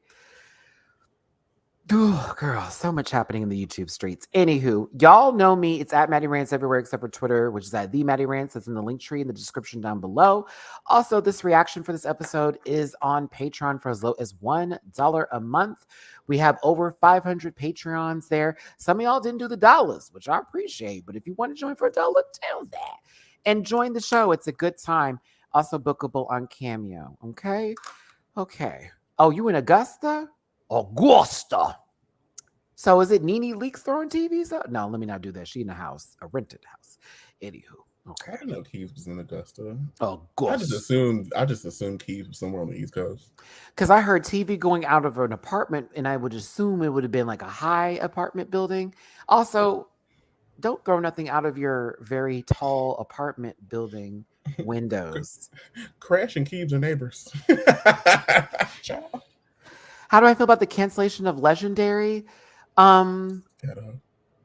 Sad, not surprised, because they told us about this last month. I was kind of shocked. Everyone was like, it's canceled. Like, they literally told us it wasn't going to get renewed last month. They want to shop different networks. I'm down for that. I'm also going to say that if they do come back, they need to change some shit up. I have a feeling, I don't know this, I have a feeling that HBO may have wanted it to present in a certain way so they can ensure that they made a certain amount of coin. They need to go ahead and take this to either Amazon Prime or Paramount Plus and do what needs to be done. I would be more inclined to Prime for specific reasons versus Paramount Plus's terrible interface. Because they don't want to change it up. Like, you've had this up for over a year now. Baby, I'm trying to fast forward. What is going on? And it's the most. So, yeah, I would definitely say that it's sad. I hope they do get picked up eventually. I know that the ballroom world isn't meant for everybody either. And I'm tired of people trying to steal from it, take from it, adapt from it, use things from it, and not give the credit that it's due. So sometimes it's maybe a blessing in disguise. We had the House of Light. We can Vogue too. Proceeds to do interpretive hip hop. You had House of Light on one end and then Juicy Couture on the complete. Can you imagine House of Light and Juicy Couture were on the same season? Yeah. Jesus. Like, the levels. Anywho, take care, y'all. We're at the 3-hour mark. I did it. Pay me, YouTube. Okay. Please. But seriously, though, take care, y'all. I will see you tomorrow is Thursday, Friday. I will see you Saturday for Canada versus the world, then Sunday for actually lies. You'll see me Thursday for a rant with me. Break on Friday, Saturday for Canada versus the world. Sunday's the panel. You already know what's up. Check out the reactions on Patreon. We will see you later. Bye. Listen.